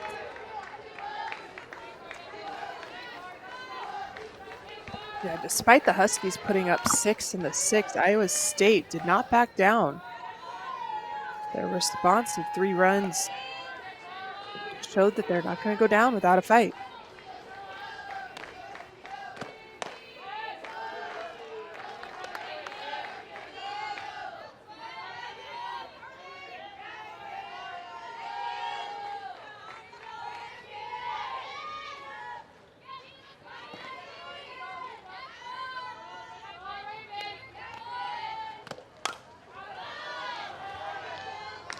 Fiedler fouls that back.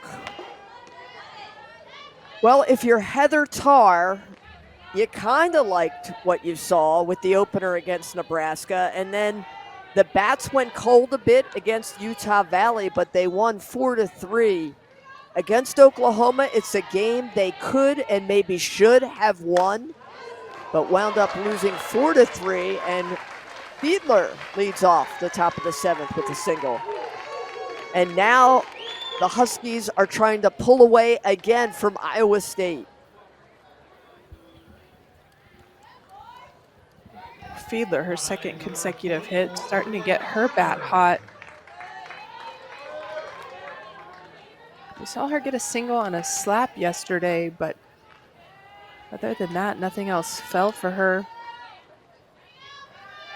But if the Huskies can get that 9-hole going, they're going to be hard to stop. Yeah, especially the way Brooke Nelson is hitting in the 8th spot. And now you've got Brooklyn Carter up at the top of the lineup.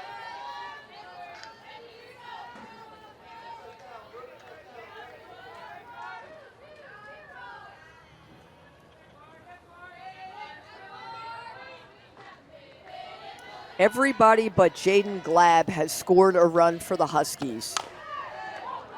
Chopper to second, or to first, a foot race. Again, not in time. Brooklyn Carter is safely aboard. So the Huskies have the first 2 hitters on and are threatening here in the 7th. Well, again, that ball that just goes in the 3-4 hole almost, but Spellhog and Andrews have to communicate on who's going to get that. Andrews is able to come get that and toss to Spellhog. It's going to be a lot harder for a first baseman to go over and field that and be able to get back to the bag, especially with the speed of Carter.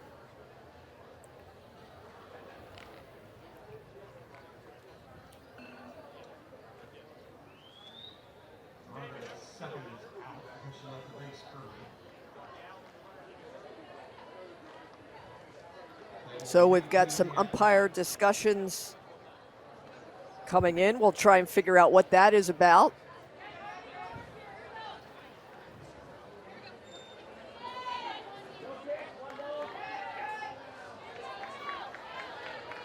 And they're going to bring, does it look like they're bringing Carter back?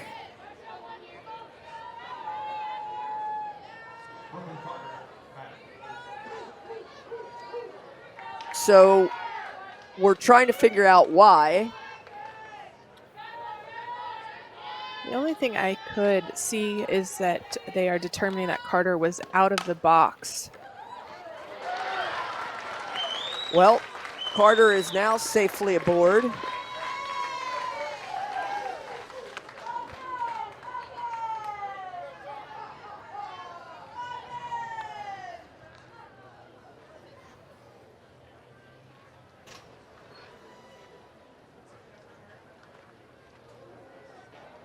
You know, the only other thing, Kat, I'm thinking they might be saying is that Fiedler left early.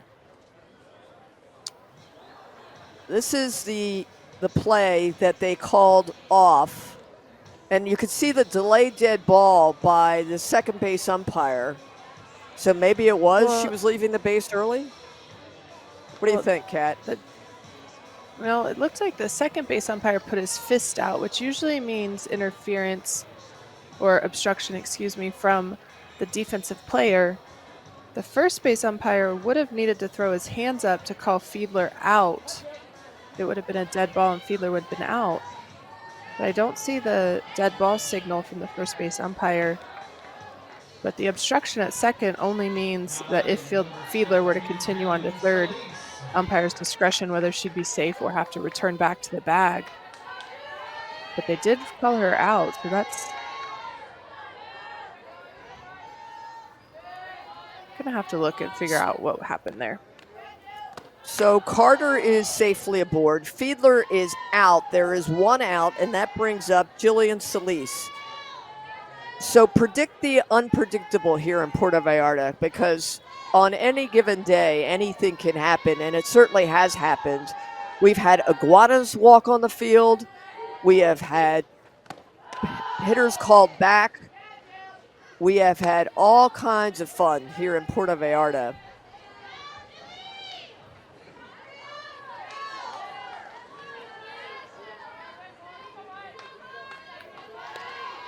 Solis is 1 for 3 on the day. The lefty senior. Big swing and a miss.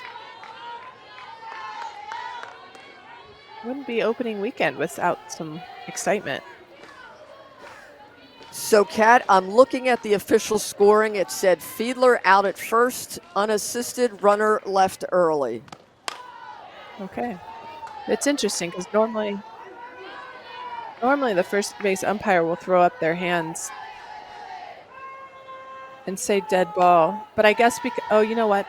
I get it. So yes, there's the first baseman. The first base umpire puts his hand out, meaning signaling that she left early. He does not call dead ball if the ball gets put in play, because if the Cyclones, I believe, if the Cyclones were to make a play, they get the out, or they get the choice of the outcome of the play or Fiedler being called out. Pop up to left for out number 2. So either way, one runner still on. That's Brooklyn Carter at first. Riley Holtorf, the number 3 hitter, who is 3 for 4 on the day, steps in to face Charles.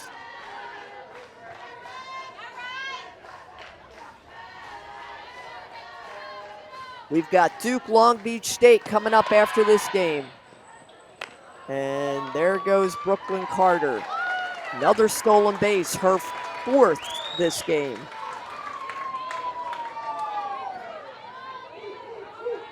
The ease at which she can run is so impressive.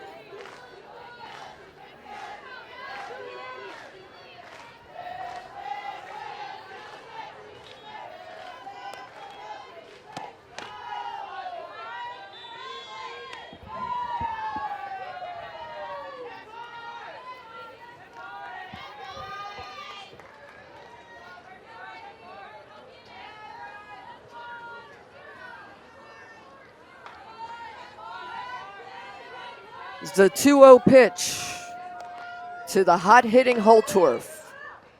There, Carter thought about it.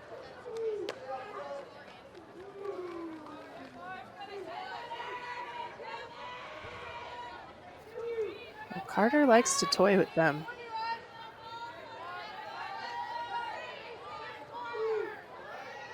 Definitely drawing the throws.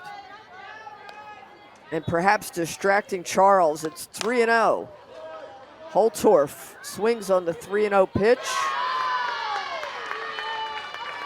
And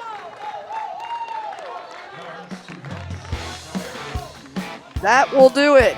Caught deep fly to left. We're headed to the bottom of the 7th. We've got an 8-4 ball game.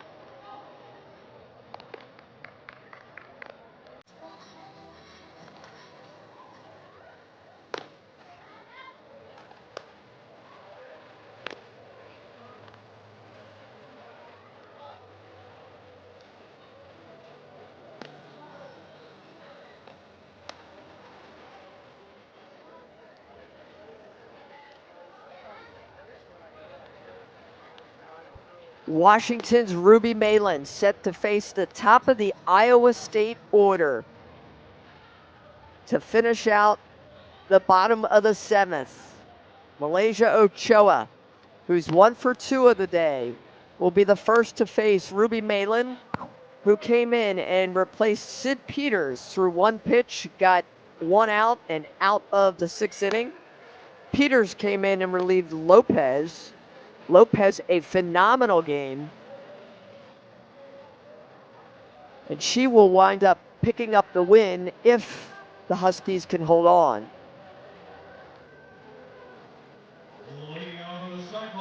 A solid 5 innings of work for Lopez, just surrendering the single run, a home run to Carly Spellhog.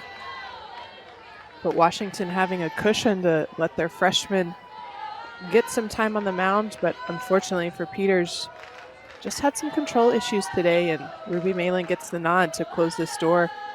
But a role that Ruby Malin's going to have to be able to adapt to, as she's going to obviously be the ace of the staff, but occasionally going to have to come in and be the closer as well when she doesn't start. I've got to imagine, Kat, it's not ideal to bring Malin in after she's pitched the first game and then came in the Oklahoma game last night. You'd prefer not to use her if you're Heather Tarr, I would think. Yes, 100%. They were trying to not use Malin today if at all possible, but obviously with the issues that Sid Peters was having, instead of bringing Brooke Nelson off of first, having her warm up, having more time, let's go ahead and go with Malin. As I said, it's going to be an adjustment she has to be able to make to close games as well, but you would not like to use your ace this much early in season. Yeah, great point. As you go in and you play all the way through possibly early to mid-June, if you make it to the College World Series, that's a lot of games. And Malin has walked the leadoff hitter, Ochoa. Now batting left fielder, number 23, Angelina Allen. Angelina Allen trying to keep the rally alive. She's looking for her first hit of this game.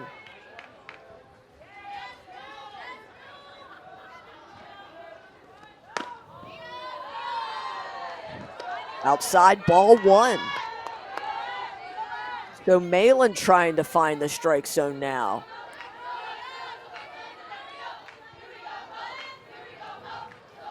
A good drop on that pitch by Malin, but it is just off the plate.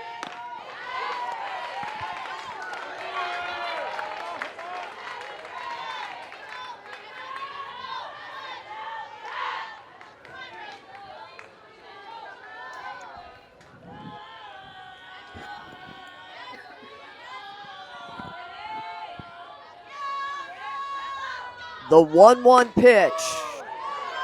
Strike 2. Malin is dubbed preseason All-America, preseason All-Pac-12.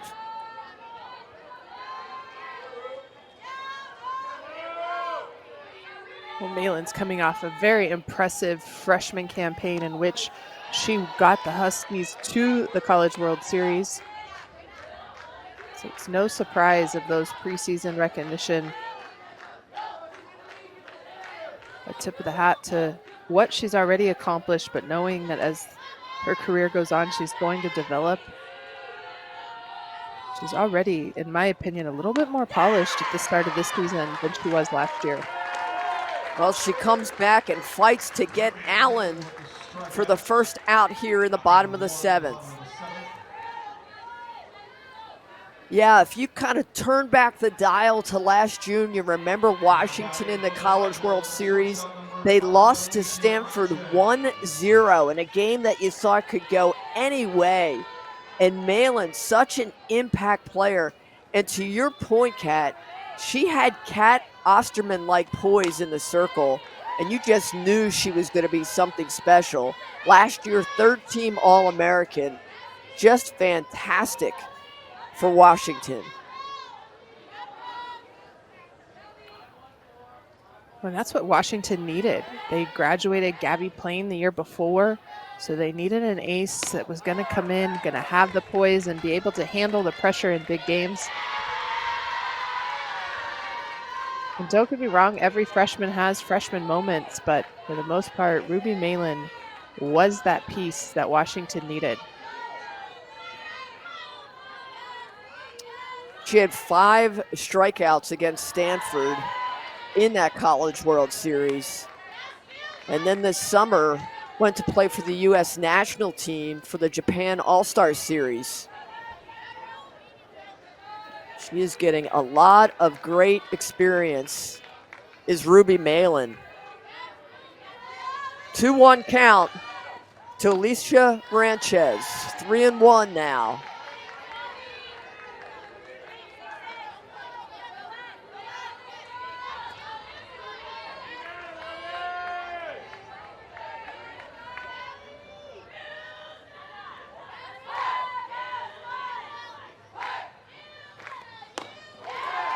Big swing and a miss. Full count. Well, Malin trying to work that arm side drop, and it keeps just tailing too far in. Ranchez being patient. But when Malin does throw it over the plate, the Cyclones are having a hard time catching up to it. Fouls that back.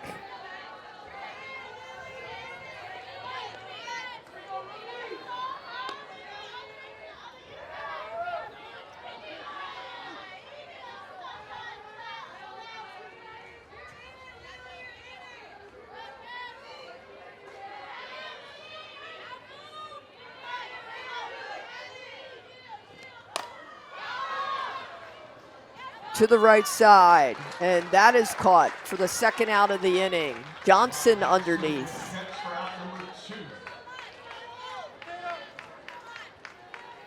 So the Huskies are 1 out away from going 3-1 in this Puerto Vallarta College Challenge.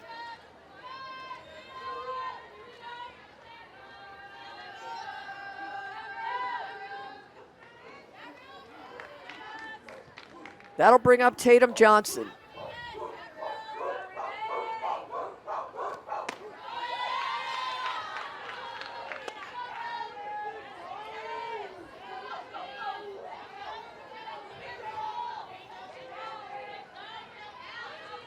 Johnson 0 for 2 on the day. Ruby Malin trying to close this out for the Washington Huskies out of the Pac-12. Well, Johnson worked a walk against St. Peter's in her last at-bat, showing that same patience here against Malin. Cyclones working deep in the count against Malin this inning.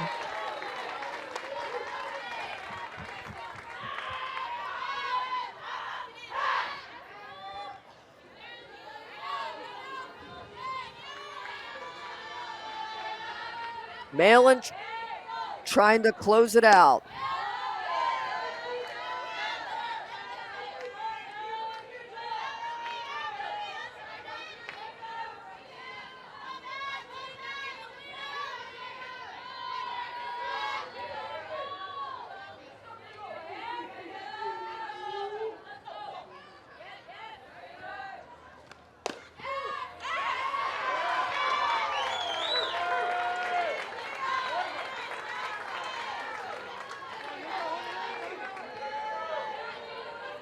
Well, she wanted the ball. It was a called strike. We've got a full count to Tatum Johnson. 1 runner on. Full count. 2 outs. And ball is fouled.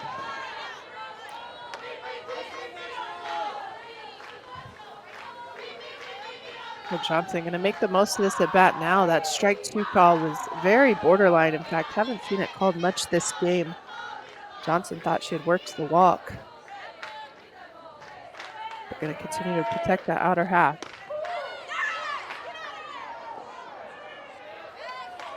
And that is strike 3 called. It was a late strike 3 call, but a strike 3 call nonetheless. They get Johnson, and the Huskies get the 8th 8-4 win. Once again, don't forget, we're going to name 2 Washington goes 3-1 Washington in team members coming up. 2 the Puerto Vallarta College Challenge. for the Puerto Vallarta College Challenge. Iowa State will play again tomorrow. In just a minute. Be sure They will face Long Beach State. That is a game our colleagues Corey Brooks and Nicole Mendez have at 10 a.m. Central Time. Kat Osterman, what are your thoughts on the Washington Huskies as they pick up their 3rd win? Well, offensively, they just have so many tools. They have the speed in Carter and Hobson, but then they also have the consistency of Holtorf. And we saw some power flashed between Johnson, Nelson consistently swinging it. There was just a lot of good things for the Huskies offensively. I think a great way to start the season so far, and just being able to pile on. They never approach an at bat like they're out of it, so they continue to just build and build. But lots of tools for this offense for Coach Heather Tarr. So Heather Tarr gets the win, and her hot-hitting Huskies broke it open, started the scoring in the 1st when they pushed 1 across. They got another one in the 5th, and then they broke it open for 6 runs in the 6th inning. The Washington Huskies went yard twice. A solo home run with Alana Johnson, a 2-run home run with Kinsey Fiedler, and the Huskies come up with the 8-4 win. For Kat Osterman and our entire Flow Sports production team, I'm Tracy Warren. This has been a presentation of Triple Crown Sports and Flow Sports. Final scores: Washington 8, Iowa State 4. Stay tuned for our next game between Duke and Long Beach State at momentarily.